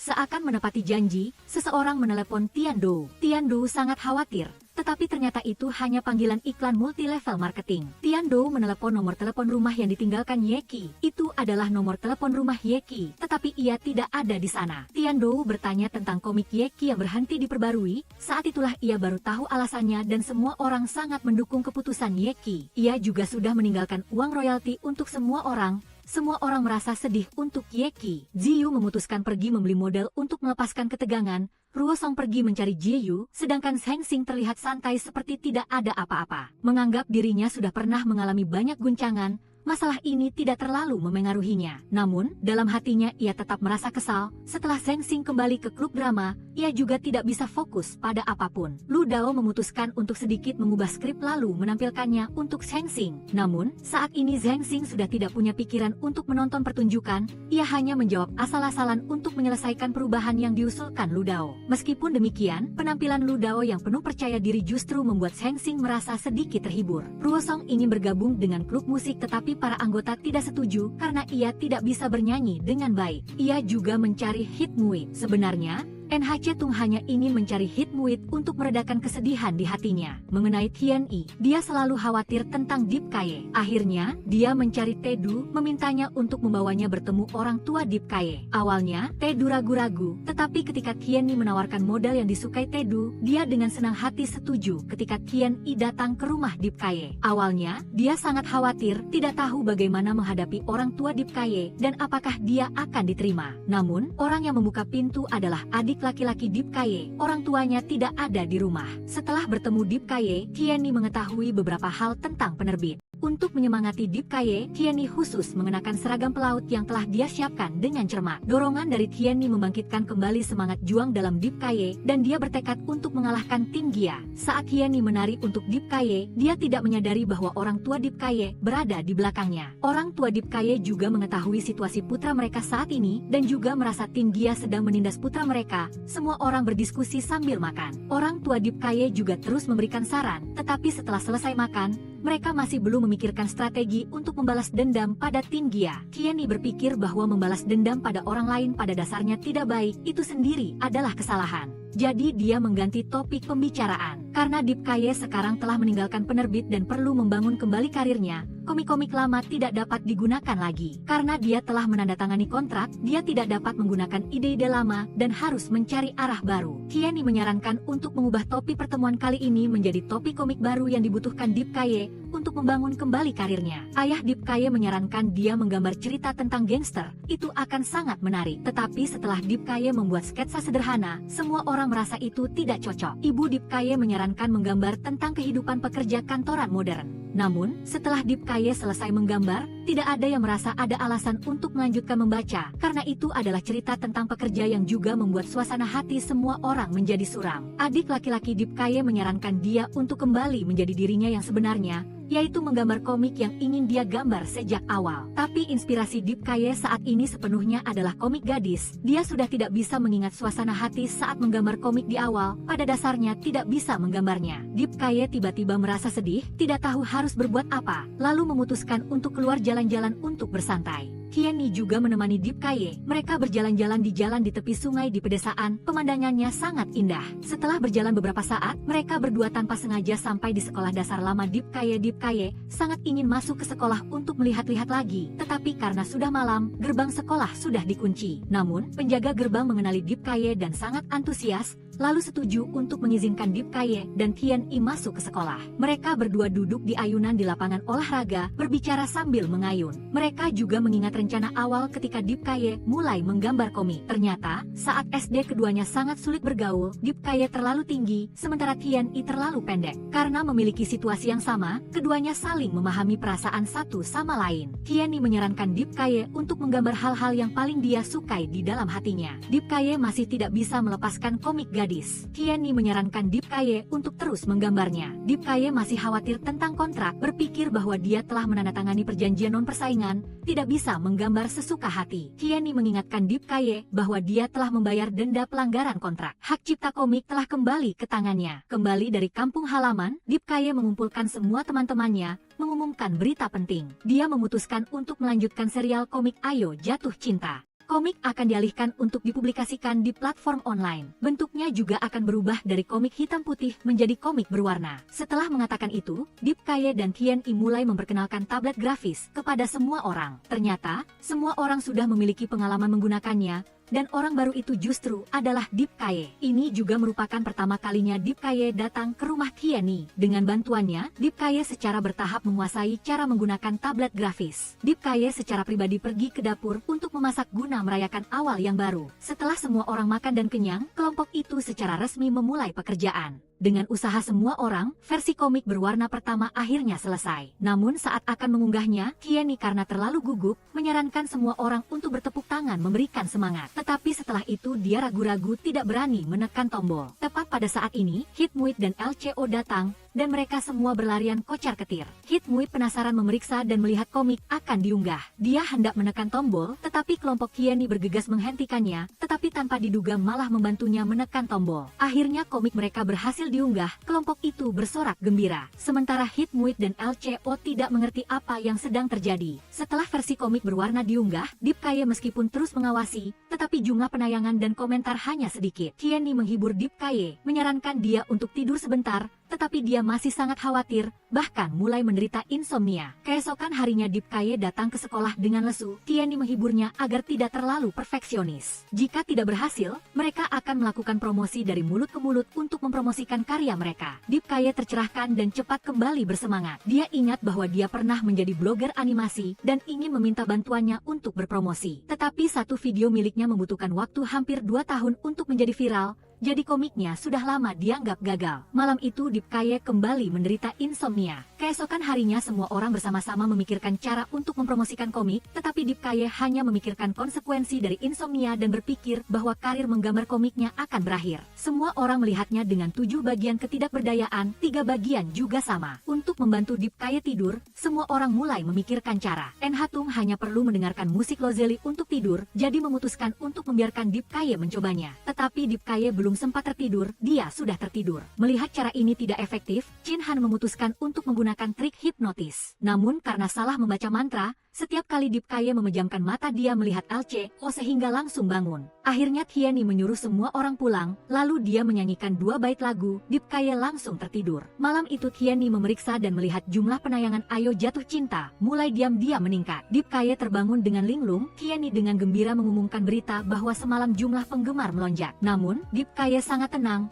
berpikir bahwa semua ini terlalu tidak realistis. Dia pasti masih dalam mimpi. Bahkan ketika dia menerima pemberitahuan bahwa dia telah mendapatkan hak cipta, Deep Kaye tidak peduli. Setelah itu dia memutuskan untuk mengubah penampilan, mencoba melepaskan beban menjadi penulis komik untuk sekali ini. Tanpa diduga, penampilan barunya berhasil merebut hati para siswi di sekolah. Tetapi sebenarnya mereka memperhatikan LCO. Merasa dirinya tidak cukup keren, Deep Kaye terus mengubah penampilannya. Kali ini dia datang ke lapangan basket, NHC Tung dan yang lainnya melihatnya dengan sangat terkejut, berpikir dia sedang cosplay. Deep Kaye menegaskan bahwa dia bermain basket lalu mulai melempar bola, tetapi malah melempar ke arah NHC Tung. Tepat pada saat itu Muid Hit berlari untuk menahan bola untuk NHC Tung. Deep Kaye merasa dirinya tidak keren sehingga dia pergi. Kali ini dia datang ke klub seni rupa untuk menjadi model lukisan, tetapi semua orang menolaknya dengan tegas. Tanpa diduga, Deep Kaye tidak menyerah, memutuskan untuk menjadi model pensil bagi semua orang untuk digambar. Semua orang tidak hanya mengkritiknya terlalu tinggi dan menghabiskan tinta, tetapi juga meminta Deep Kaye untuk membujuk LCO agar menjadi model untuk mereka. Deep Kaye dengan sedih pergi. Pada saat yang sama, Kieni sedang membawa barang dan mendengar semua orang bergosip bahwa ada seorang pemuda yang tidak normal di sekolah. Kieni menebak bahwa itu adalah Deep Kaye dan dia sedang bersantai. Tetapi ketika Deep Kaye menegaskan bahwa dia ada di dalam mimpi, Kieni baru menyadari bahwa dia benar-benar bermasalah. Deep Kaye membantu Kieni membawa barang kembali ke ruang seni. Karena tidak bisa meminta bantuan Tedu, semua orang memutuskan untuk menggambarnya. Deep Kaye melihat patung di sebelahnya dan berencana melepas bajunya untuk menjadi model. Untungnya, Kieni berhasil menghentikannya. Setelah itu Deep Kaye dan semua orang berdiskusi tentang topik model ideal. Semua orang bertanya apa model idealnya. Deep Kaye langsung memikirkan Kieni. Saat ini LCO datang dan mengatakan model idealnya juga kebetulan didengar oleh Chin Han. Sore itu, Kieni ingin memberikan kejutan kepada Deep Kaye sehingga dia memberitahunya bahwa dia akan datang terlambat. Kembali ke rumah, Deep Kaye dengan susah payah membersihkan rumah, juga menyiapkan air untuk Kieni. Tetapi ketika dia datang, dia salah paham bahwa dia menyiapkannya untuk Chung Kim. Segera setelah itu Chung Kim juga tiba, ternyata Kieni telah mengundangnya untuk bertanggung jawab atas bagian operasi. Deep Kaye sangat senang, lalu berpelukan dengan Chung Kim dan berpikir bahwa mimpi ini benar-benar. Tim komik kecil yang dulu sekarang sudah berkumpul dengan anggota lengkap. Saat ini Deep Kaye merasa mimpi ini terlalu panjang sehingga dia memutuskan untuk tidur untuk bangun. Saat bangun di malam hari, Deep Kaye berpikir dia baru saja mengalami mimpi panjang. Dia keluar dan melihat Kieni berencana menceritakan mimpinya kepadanya. Tetapi tepat pada saat itu Chung Kim keluar, dia sangat terkejut. Untuk membedakan dengan jelas, Deep Kaye memutar tutup cangkir teh untuk melihat apakah semua ini pada akhirnya adalah mimpi atau kenyataan. Keesokan harinya Kieni menyadari bahwa dia tidak berada di dunia mimpi sehingga dia sangat bingung. Dia tiba-tiba teringat bahwa di klub seni rupa dia ada menyebutkan model idealnya. Dia buru-buru mengirim pesan kepada semua orang untuk merahasiakan masalah ini.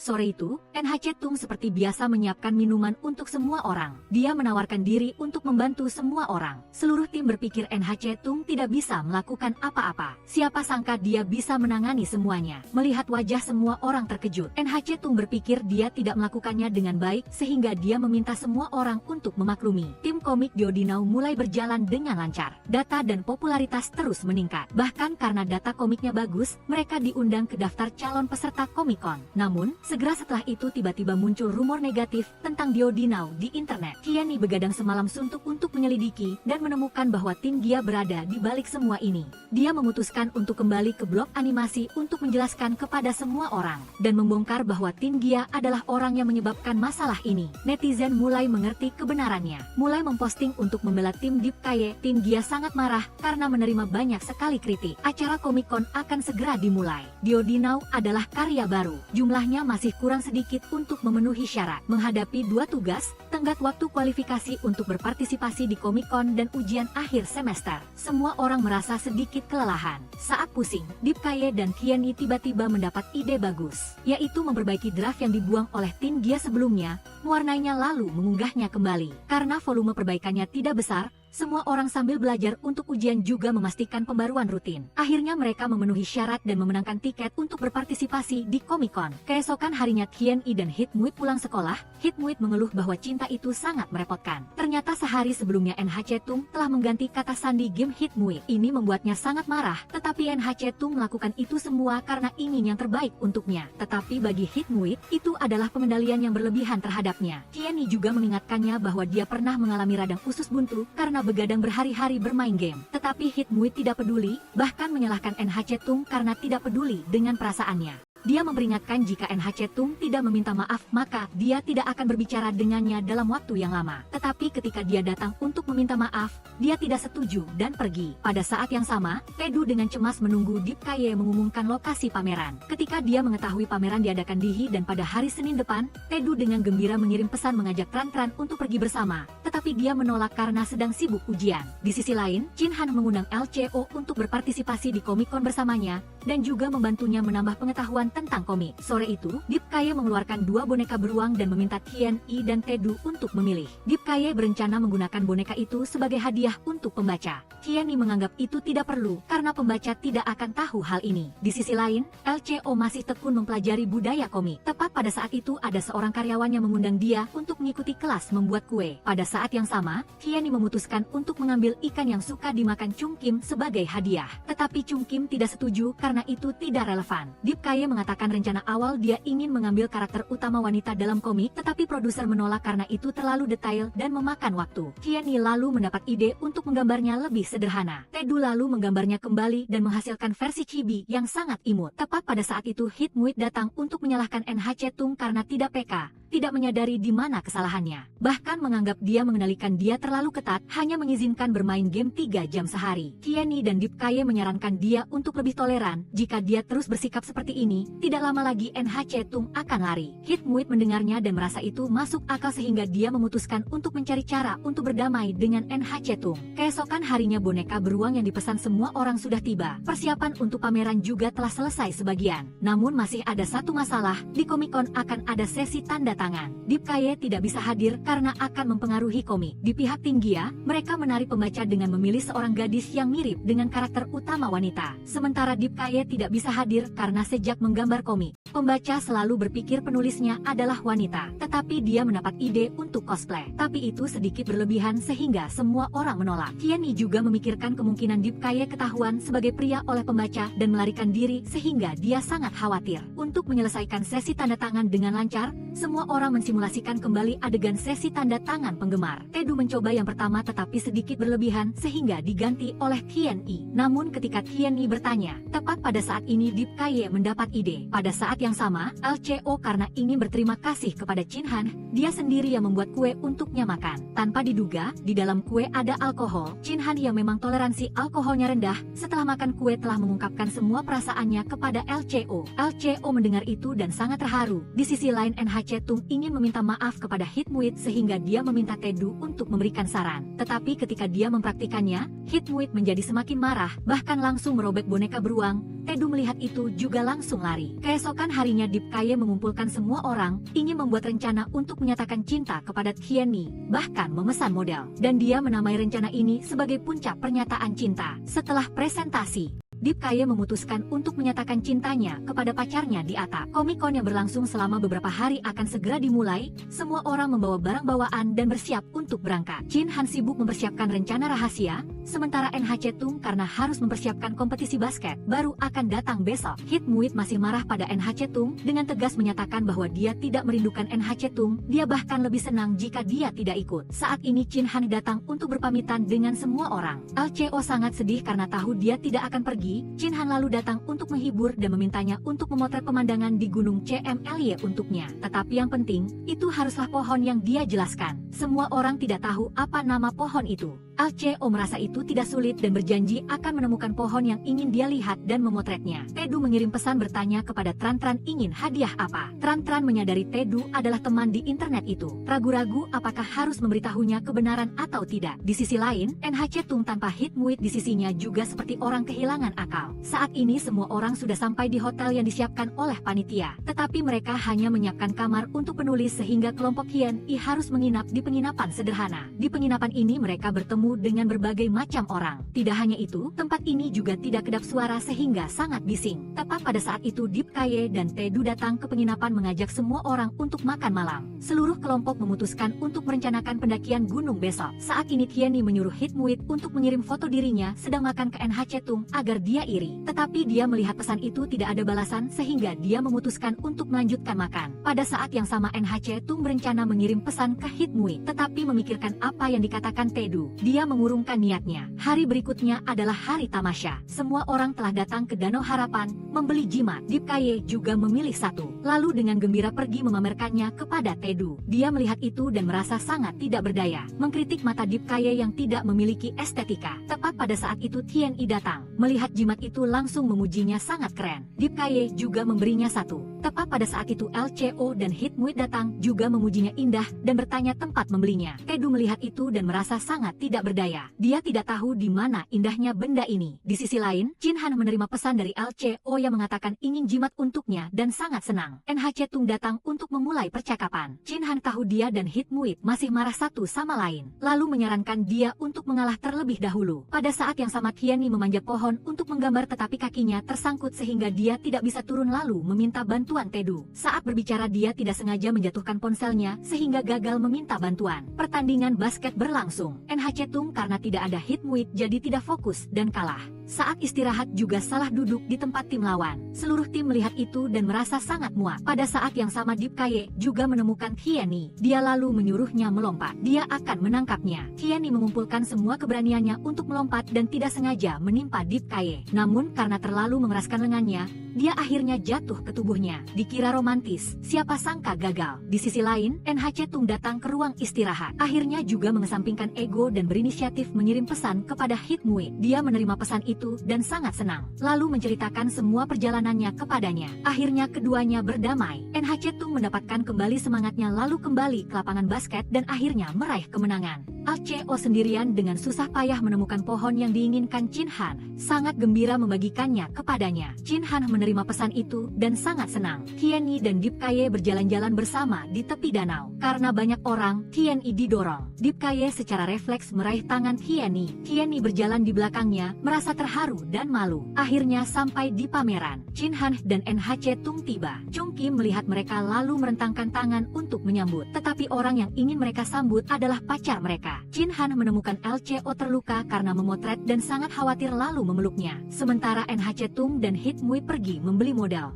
Tedu juga ikut dan membeli banyak model untuk Tran.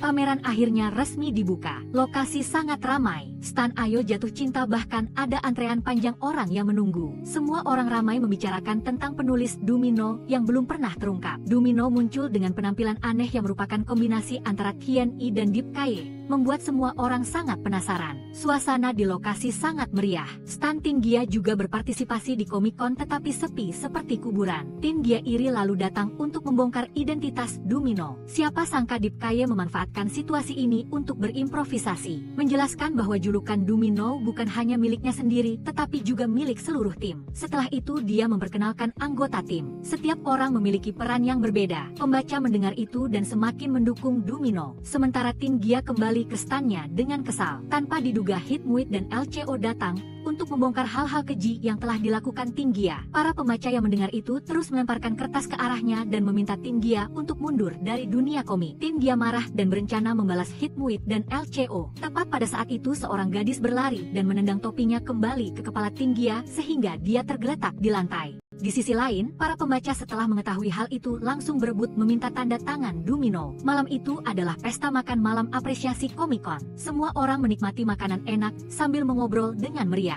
Deep Kaye naik ke panggung untuk menyampaikan pidato terima kasih. Akhirnya dia mengucapkan terima kasih kepada seseorang yang sangat penting baginya. Tienny mengira Deep Kaye akan berterima kasih lalu menyatakan cinta padanya. Di dalam hati dia sangat bersemangat. Siapa sangka orang yang dia ucapkan terima kasih justru adalah Chung Kim. Dan Comic Con berakhir dengan pesta kembang api. Keesokan harinya di sekolah, Tienny sekali lagi mengenakan pita kupu-kupu yang familiar. Setelah itu dia mengikuti panah di lantai dan masuk ke ruang kelas. Saat membuka pintu kamar, Tienny menemukan sebuah kamar yang dipenuhi dengan kenangan dan rahasia pertemuan pertama mereka. Kali ini, rencana pernyataan cinta Deep Kaye berhasil dan lebih romantis daripada komik gadis. Filmnya sampai di sini. Terima kasih telah menonton. Jika Anda menyukainya, silakan berikan satu tombol suka. Jangan lupa berlangganan saluran, tekan lonceng untuk menunggu film-film terbaru.